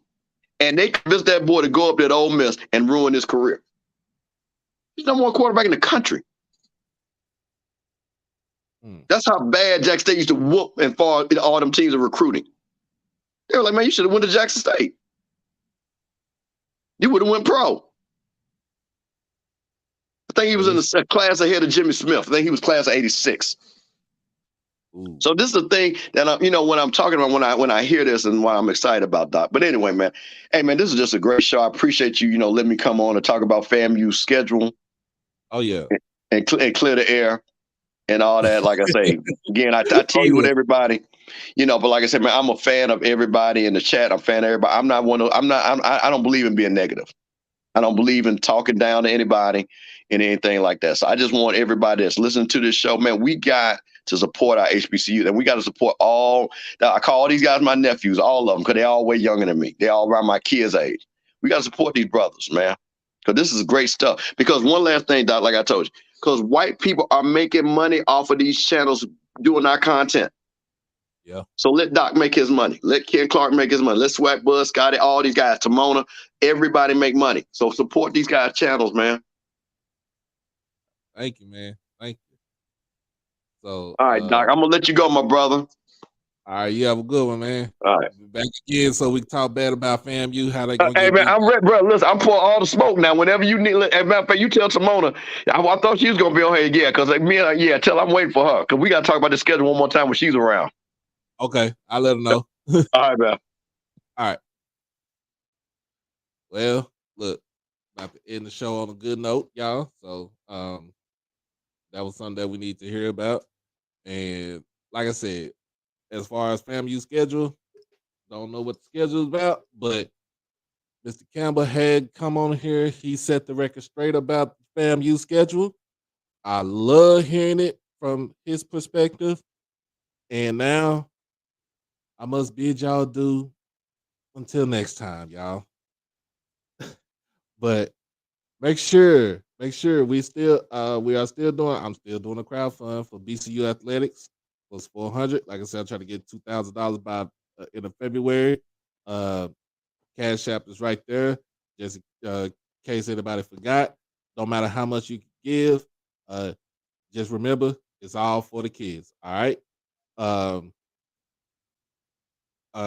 Next thing, second thing is, um, we had so much success with um the National Signing Day. I was thinking about doing it again for next year. And make sure, look, $4.99 for the membership for the channel. All money goes towards the improvement of the channel. Does not go in my pocket, y'all. So that's to let you know what I do, how I do it. I'm not looking for any type of handout. This is all going towards the channel and to improve the channel. So that just let you know. All you have to do is just jump off out the stream and go on the desktop, hit the join button on the channel, and then you get it right there, $4.99. You get all the perks. You'll know everything that's coming up, and try to get some things to jump up. We try to get some things to kind of improve the aesthetics of the channel.